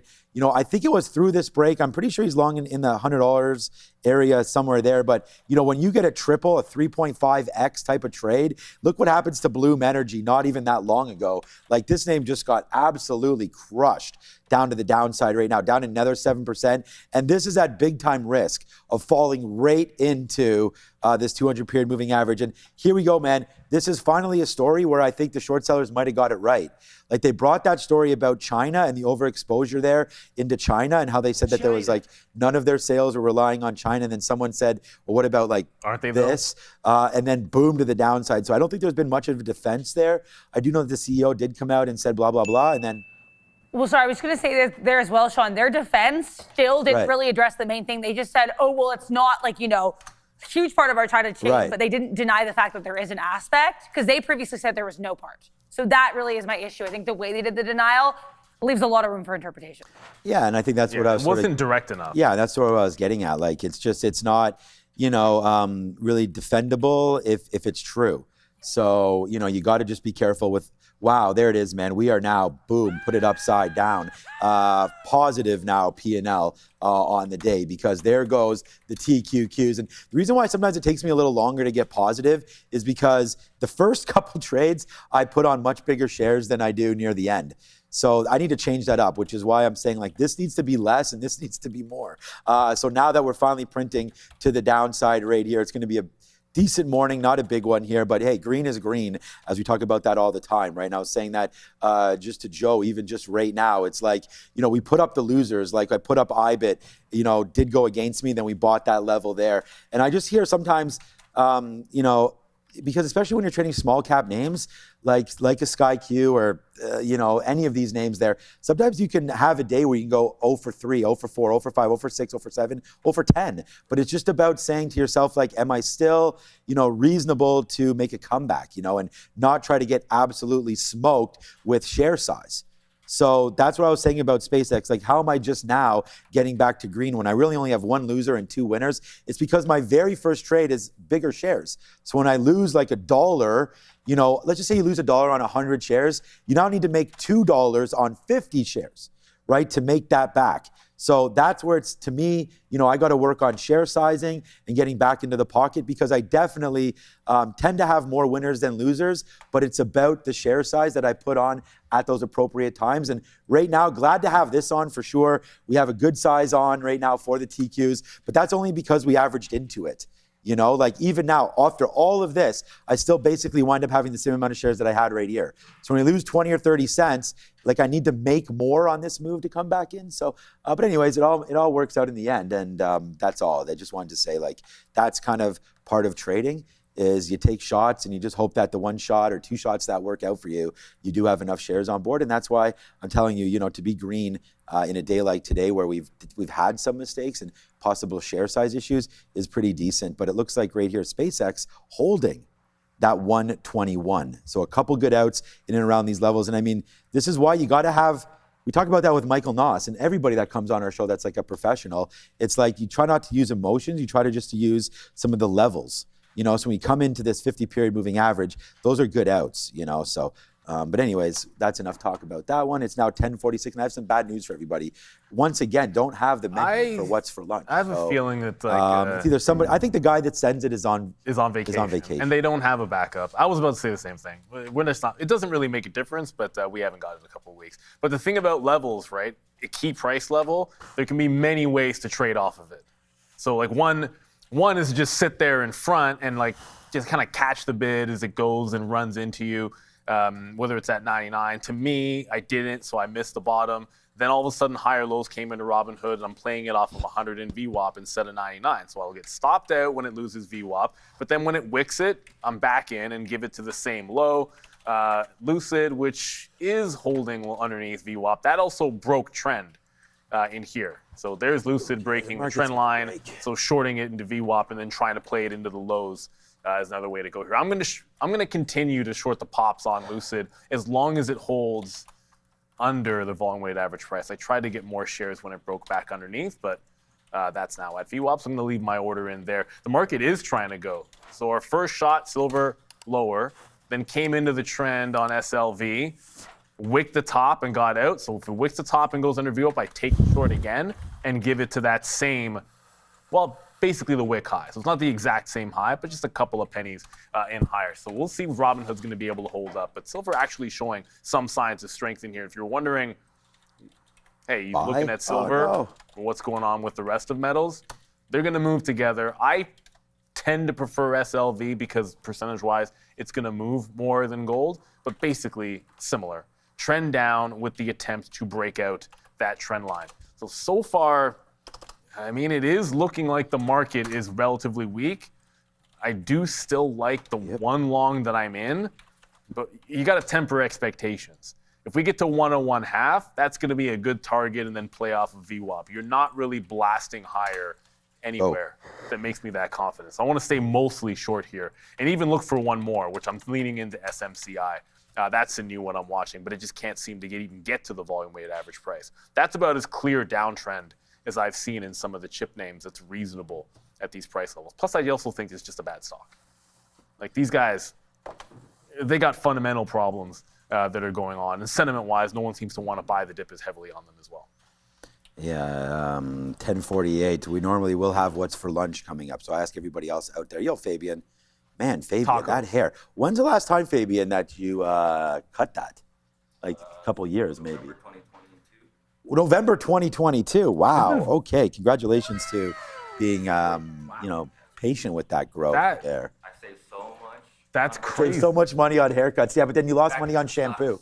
You lost money on shampoo. I save a lot of money on shampoo. Very smart over here. I could save money on haircuts, but I don't. Exactly. You don't. I could just always shave it off myself. Yeah, exactly. I think that's. I like my barber. Yeah, that's the same thing. That's what I was saying. Why am I even going to a barber? Who knows? But here it is. Okay, so man, back into the day's low. We're at the high spot. We've been at all day. So whenever you're at the highest spot, you spend some money round and round and round. So there it goes, man. Another green day. We've been putting up a bunch of these this month and into June. We got some confidence, after SpaceX, after SK Hynix, and just after, this is our kind of market, man. I mean, I love markets moving a couple percentage points every single day. And today you're up about 1.5% up there. You've given that all back into the lows again. So yeah, buddy, here we go. We're bidding 62s, and there's the fill on 62. So now we're getting excited. Let's go back over. Instead of saying what's for lunch, let's go who's making the money here at Real Trading. So this could be a segment that we'll do every day. We had a lot of traders that are with us right now. So let's go have a quick look at who has made the money on Friday. So this goes back to all the traders here at Real Trading on Friday. So like I said, hey, we just talked about hair. There's someone Turkey planned. So what's going on there with the Turkish market up 11,000? Wait a second, Turkey was on there last week too one day, so okay. Yes. 47, I almost feel like I already ran through this. I feel like this is not updated. I don't know what is the date? I don't know if we can get a date on this, but anyways, all right, let's pretend like this isn't it. I don't think this is from Friday. I actually think this is from Thursday. But anyways, Amex New York, and just to show you some of the markets, nothing really here in Europe, but we do have Hong Kong down there. So just to show you, I have over 60 lit markets right now at Real Trading, including Blue Ocean, which is right there. And we always talk about Blue Ocean being a day plus delayed. So that's probably, it could be from Thursday for sure. But there it is, man. All the markets being made mostly in the New York, on North American markets on Friday, but I have a feeling this is Thursday. I'll find out more about that. We'll do another look at that in the afternoon when potentially it's a little more updated. Look, IBIT, again, let's go, man. Cash it out. I mean, this is part of the game. Like, no matter how much you love a stock, and I just went over buying stocks on dips and avoiding, too much bias on what you think and actually just trading off the levels. I mean, the VWAP man is here and we just took it out right there. So, we got to take out plays when levels are hit. So we're going to have to wait for IBIT to get back up to those. Otherwise, we wait for it to dunk on itself all the way back down to the downside. But right now, man, the market's bleeding. The market's at day's low. We're short. I'm short over here. And we've got Adara back at the desk with Money Talks.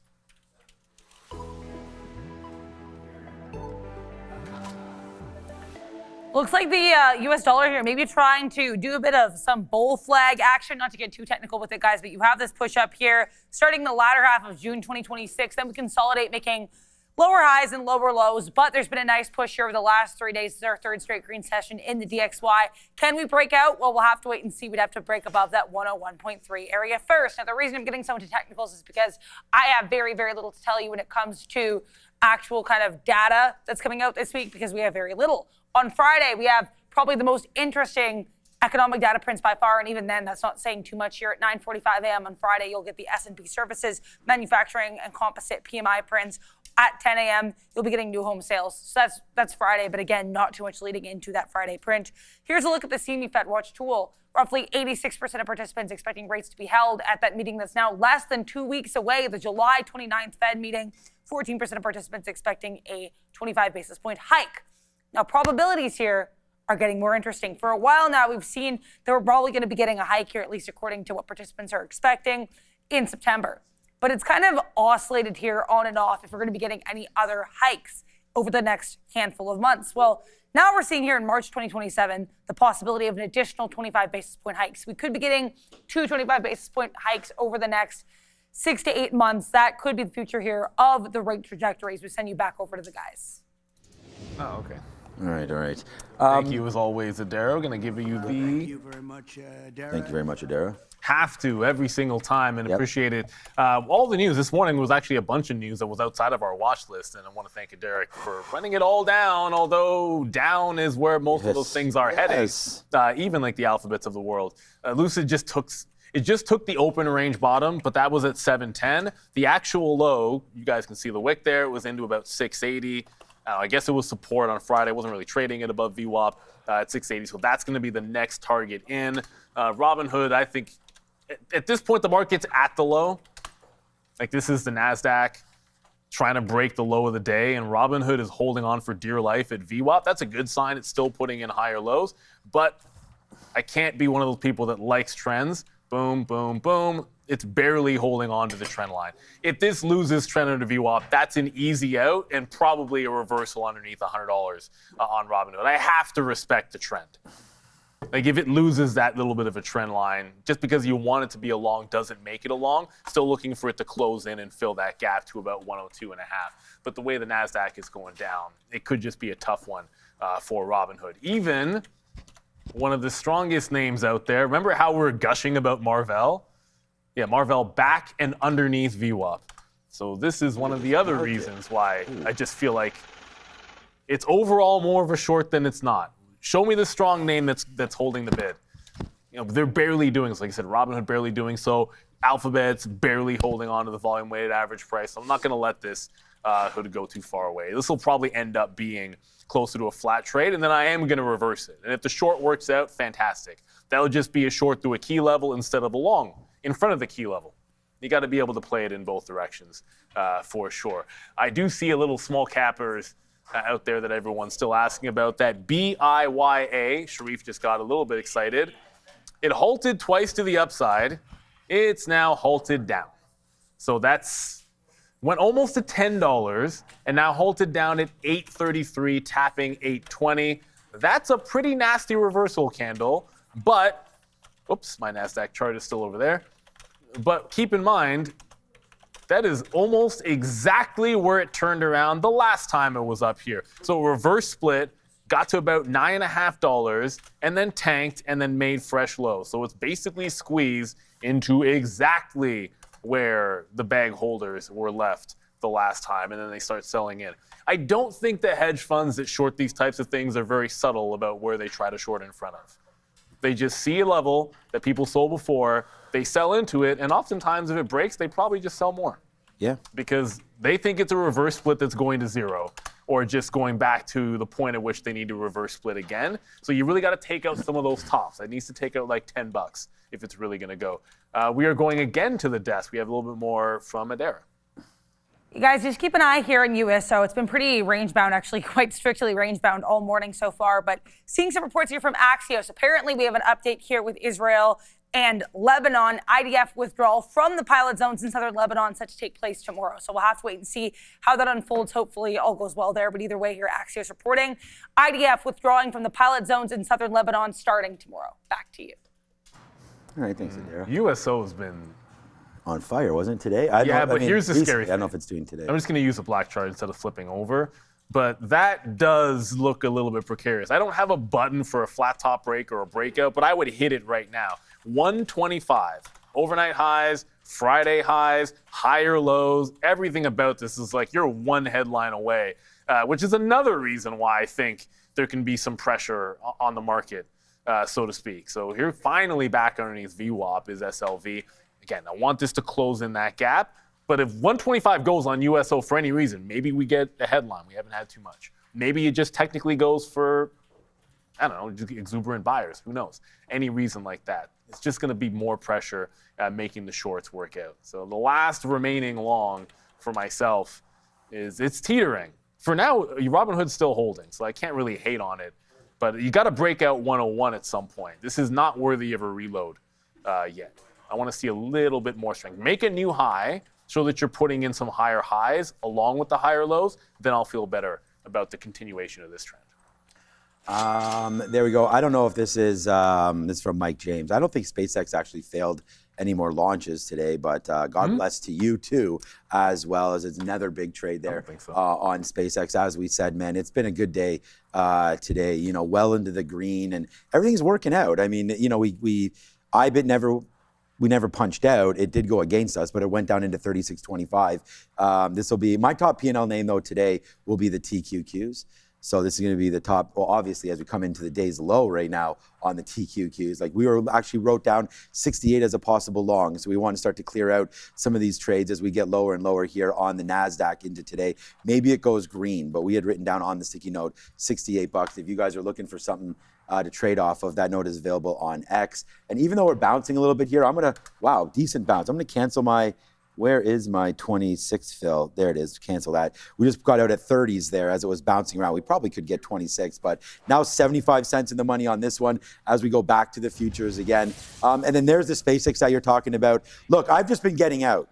So my out is now, I've changed everything because I got to get out of here. We'll go to the gym and we'll let these trades sort of just happen for us. It's been a decent day already, so no problems there. We like it when it's like that. 122.50. What about just getting out at 123? Our stop right now, we're short at 122.25. So let's go out there on SpaceX at 123. We could put that as our out just in case that hits as we get ready to pass it off into the midday show. But yeah, short. And then SKYH. I liked it at 154. It's coming in right now into 154. But with the market being low, we've got the low of the day. We've got a great position actually here on the TQs.